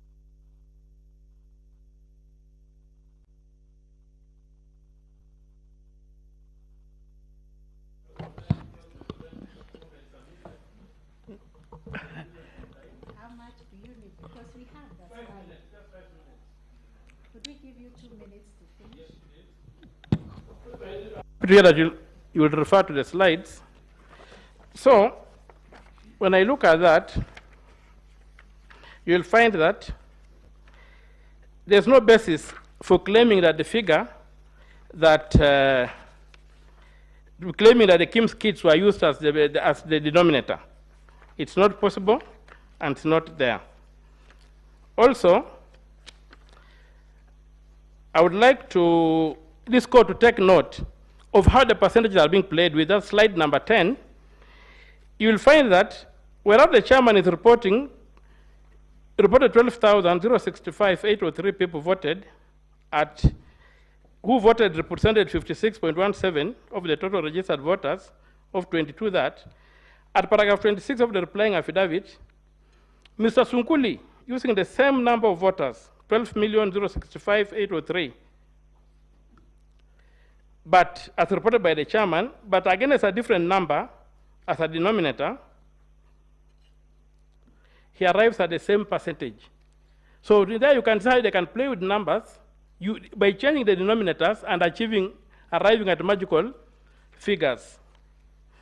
So my members of the Honorable Court, my prayer is that my submissions are that these figures are cooked, they were worked backwards to achieve a certain figure, but fortunately on the Form 34C, the smoking gun is seen. And since figures don't lie, and if the math doesn't add up, then this court should quash the results. We were told about military precision. Military precision is the ability to shoot a bullet with a bullet. That's how a missile downs another missile. That is not what we are saying here. There's no military precision in these figures.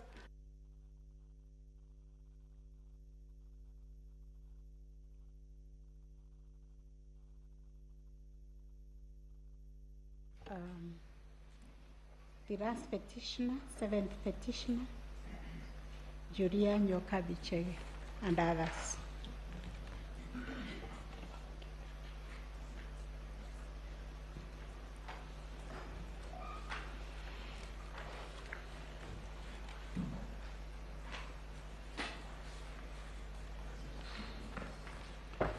May it please you, Melody, Madam CJ, and other members of the court,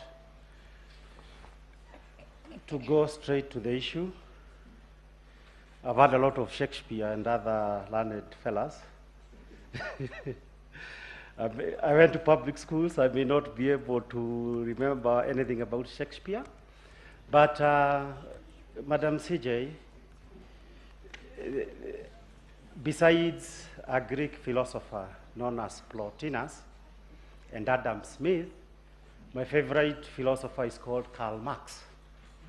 And one of the most famous quotes that he made is this, that history repeats itself, first as tragedy, second as farce. Now, I go to my issue. Yesterday, Madam CJ, when I was listening to my learned colleague, Mr. George Oraro, Senior Counsel, I could not fail seeing the echoes of 2007 in what is happening today. Madam CJ, in 2007, the secretary to the commission, just like this year, was at the heart of what happened. The secretary was called Suleiman Dongo. Suleiman Chege. The secretary today is called Hussein Marjani. Same problem of numbers. The Kenya law reports would bear, and Mr. Isa Mansour is also here, that I represented Samuel Kivuitu and others when they were removed from office. Now, it turns out that, and listening to my learned colleagues, that just like in 2007, the person who knew why the results are like that was Suleiman Dongo, Suleiman Chege. Listening to the presentation yesterday, it also appears that the only person who really can tell us about these numbers is Hussein Marjani. Second similarity is that both Raila Odinga and William Ruto were at the heart of what happened in the year 2007. But that is not the more important point. The more important point is the differences. The differences were these. In 2007, and under the constitution that was existing that time, the election was announced on the 30th of December 07. And the president sworn on that day assumed office. But the difference this year is this: after 15th courtesy of the new constitutions, on the 15th of August when the declaration was made, the person designated as the winner by Chebukati became president-elect. That's an important distinction. The second most important distinction is this: that the former constitution of Kenya did not have an equivalent of 138 of the constitution. There is that distinction today, which is what I was calling stage 3 of a presidential election. It was never there. The next issue was that in 2007, the presidential elections were held by the High Court under its original jurisdiction and special jurisdictions of elections.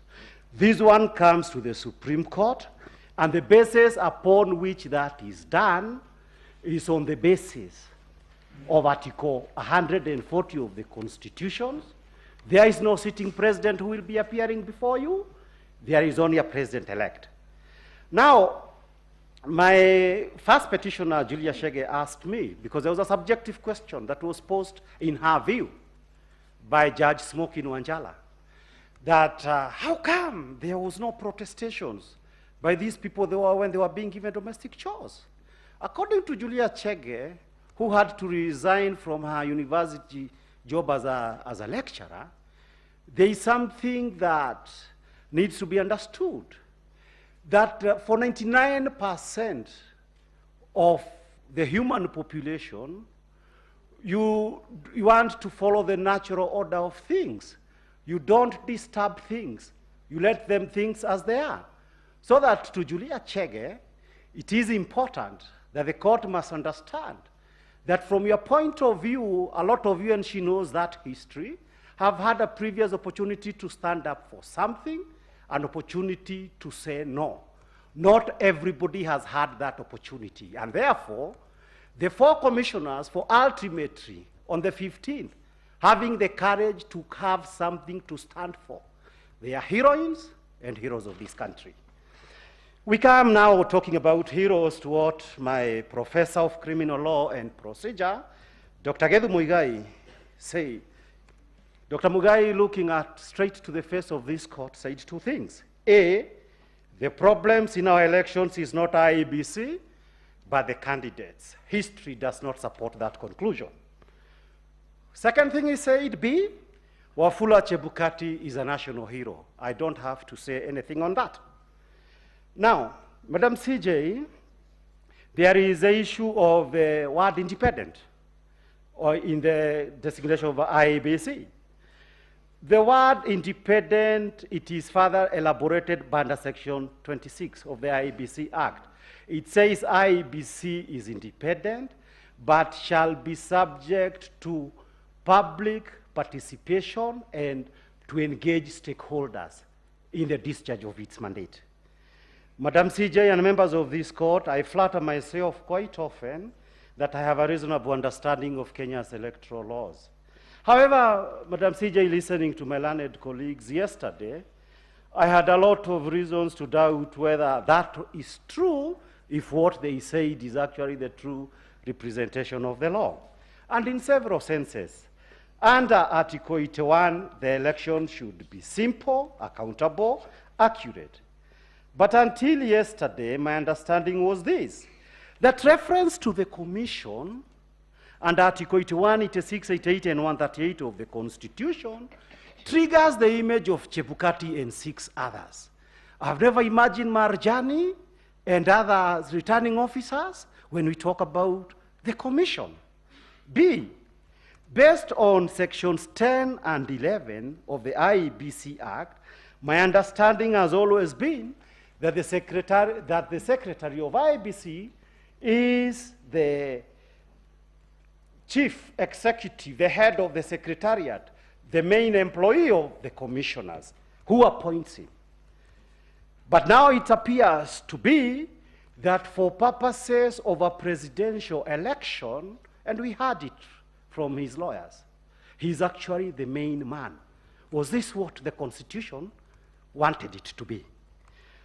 Welcome to the Republic of Kusadikika. I must agree with my learned colleague, Mr. Muthomi Kiathiankulu, that it would appear that since we did our elections, we became some kind of a terrestrial Kusadikika, and several questions arise. When, why, and how?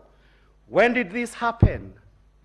It first happened just before midnight or 9th of August, when we retired to bed.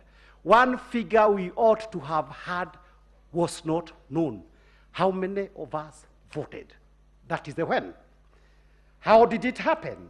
It happened because on the 8th of August 2022, Wafula Chebukati published that Gazette notice that I had talked about. On the face of it, makes the chairman a dictator. No, that is not the issue. If you read it as an instruction manual, it was to give the job to Hussein Marjani. That is what happened. Why did it happen? It happened, and we explained in our affidavits, paragraphs 42 to 45, and what they say that effectively, on the 15th of August, when these elections were declared, from 7:30 to 6 p.m. on that day, the Commission, as the Commission, had lost effective control under Article 138 of the Constitution.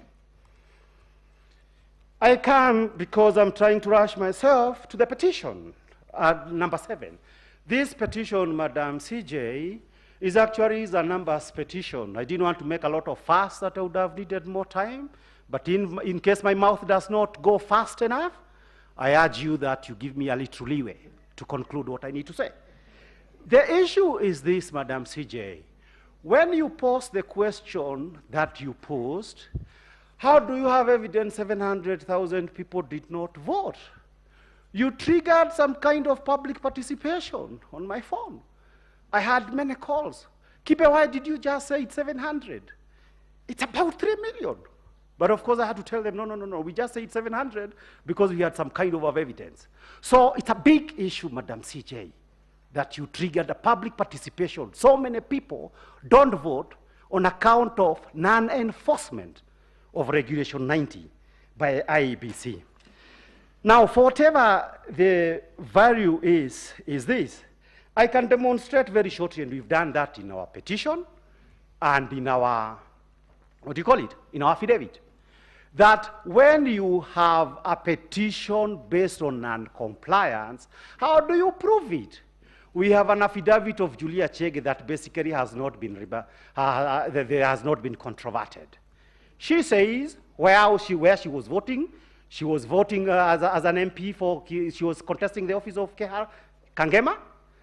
And she said how she interacted with election officials. There were no affidavits sworn by the commissions to say those interactions she talked about were not true. But more importantly is this. When you say Regulation 90 says you are going to publish notices on how election officials and security officers are going to vote, IEBC needed to do a very simple thing. Namely, what did you publish to implement it? If you didn't publish anything to implement it, you are responsible for non-compliance. How do you treat non-compliance? You tell the Supreme Court. We could not be able to have non-compliance for reason A, B, C, D. Then the Supreme Court may decide to excuse you or not. But in the absence of that, non-compliance has been proven. What is the effect of this non-compliance? We have stated in our further affidavit, it's a numbers thing. If 700,000 people did not vote and you adjust it whichever way you want, you will still have a figure of 300,000. So that the long and short of it, my ladies and my lords, is this. Unless you excuse IEBC, and they did not ask you to excuse them, then you must find that the numbers in petition number 7 could have altered if those people had voted the results of the general election. And therefore, it is not permissible for anybody to be able to say, oh, it's a numbers thing. Petitioners brought no number. We brought numbers, and there was no response. We come to the issues of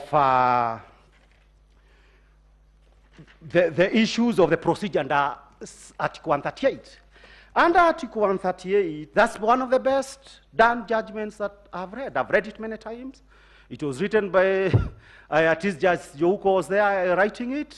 Catherine Mantoinoti was there. He was my pupil master. One of the best written judgments. I've read it many times. But yesterday, it somehow appeared I don't understand these things. So I read one more time yesterday night. And I thought, I think I understand what it says. So it was violated in 3 major ways, my lady. Number 1 is this, issues of the voter turnout.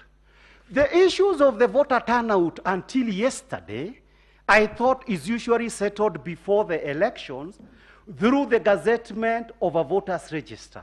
For these elections, it was done on the 21st of June 2022 through Gazette number 7290. But listening to my learned colleague, Mr. Somane, it would appear that fairly educated people like James Orengo, Firoz Noroji, Paul Mwangi can actually write petitions, and they were told in open court they did not understand what is all this about Article 190. And I also shuddered that if they didn't understand, probably I also did not. The second failure is this. In short, I'm saying the register cannot be mysterious. If the register is mysterious, the election is not simple, does not meet the requirement of Articles 81 and 86. Number 2, the stoppage of the public display. I didn't hear a straight answer to that. Now that there was no straight answer to the issues of the failure of results, and the 27 were not read, that goes straight to the root of the procedure under 138. If that was not done, my lords, there is no way in which you can be able to say the election was valid. For a simple reason, which is this, that when... I have 2 minutes. 2 minutes, okay. Yes, I can read it. For the simple reason that we were dealing with under Article, for the conclusion, the whole point about Article 138 is that the procedure must be concluded. If it is disrupted, you have to hold that Article 138 was violated. The next issue is this, the third one. We talked about the issue of effective control. If you are convinced by what you have heard, and we have gone through this in the last 2-3 days, that IEBC lost effective control from 7:30 on the 15th to 6 p.m. when the results were read, there can be no basis for this court to say anyone was validly elected as president of Kenya. My learned colleague, Mr. Fred Ngatia, whom I respect a lot, said that William Ruto won these elections fair and square.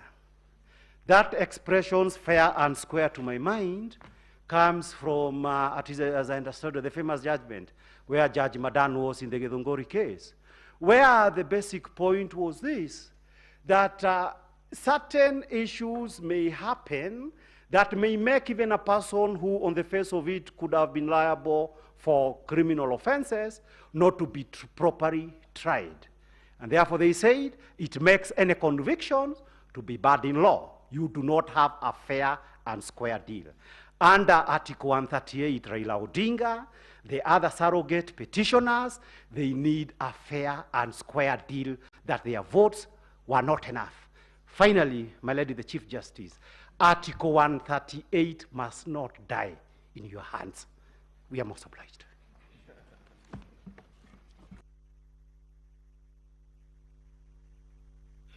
I think that brings us to the end of.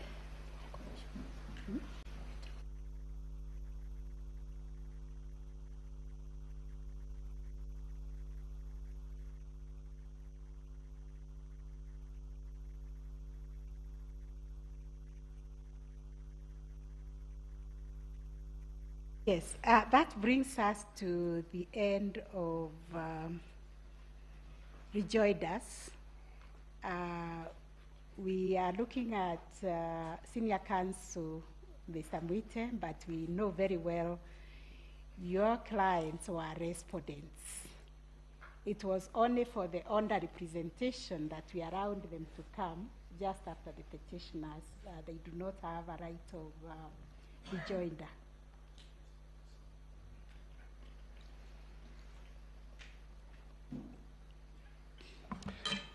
Chief Justice, I am acutely aware of the time constraints within which this honorable court must adjudicate on this petition. And may I say that this honorable court is entitled, suo motu, to decide that the 14 days specified in Article 140 mean 14 working days. Yes, to exclude Saturday, Sunday, and public holidays. You can do that, suo motu. I am pleading, Chief Justice, I'm pleading on behalf of the 4 commissioners. I plead. They have had very, very little time in this court. I plead. Well, that is why I was looking at you with the questioning eye, because Yes. there were some questions also which were asked, and they need to be responded to. Yes, those are the ones. I'm just pleading. Yes. Allow my colleague Mansu Issa some 8 minutes, and Dr. Arroa some 3 minutes, and yours truly some 2 minutes only. That is 15 minutes. Because, yes, because... To answer those questions. No, because, Chief Justice, Yes. those questions directed at those 4 commissioners are very important. And Thank when you. others were answering questions, Yeah. a lot of maligning, a lot of... Please give them that opportunity to have their case stated. They are the Okay. majority in that commission. Thank you, Senior Counsel. I thank you. think we've heard your plea because we asked questions. So we'll give them 15 minutes to answer, not now. We want to take a break. And immediately we finish, there was an issue raised by Senior Counsel Gatia responding to some 2 Forms 34, and you asked for 5 minutes. And then we will give the parties 15 minutes, not all the parties, the ones who are connected with the discovery and the scrutiny, 15 minutes. in the afternoon to respond to the report. I request, Madam Chief Justice, may I request 5 minutes for the Commission, because we are the custodians of the form, the legitimate forms. Yes. And my learned friend, Mr. Orengo, needs his lunch now. He's heckling. Okay, we'll give you 5 minutes, and the court will arise.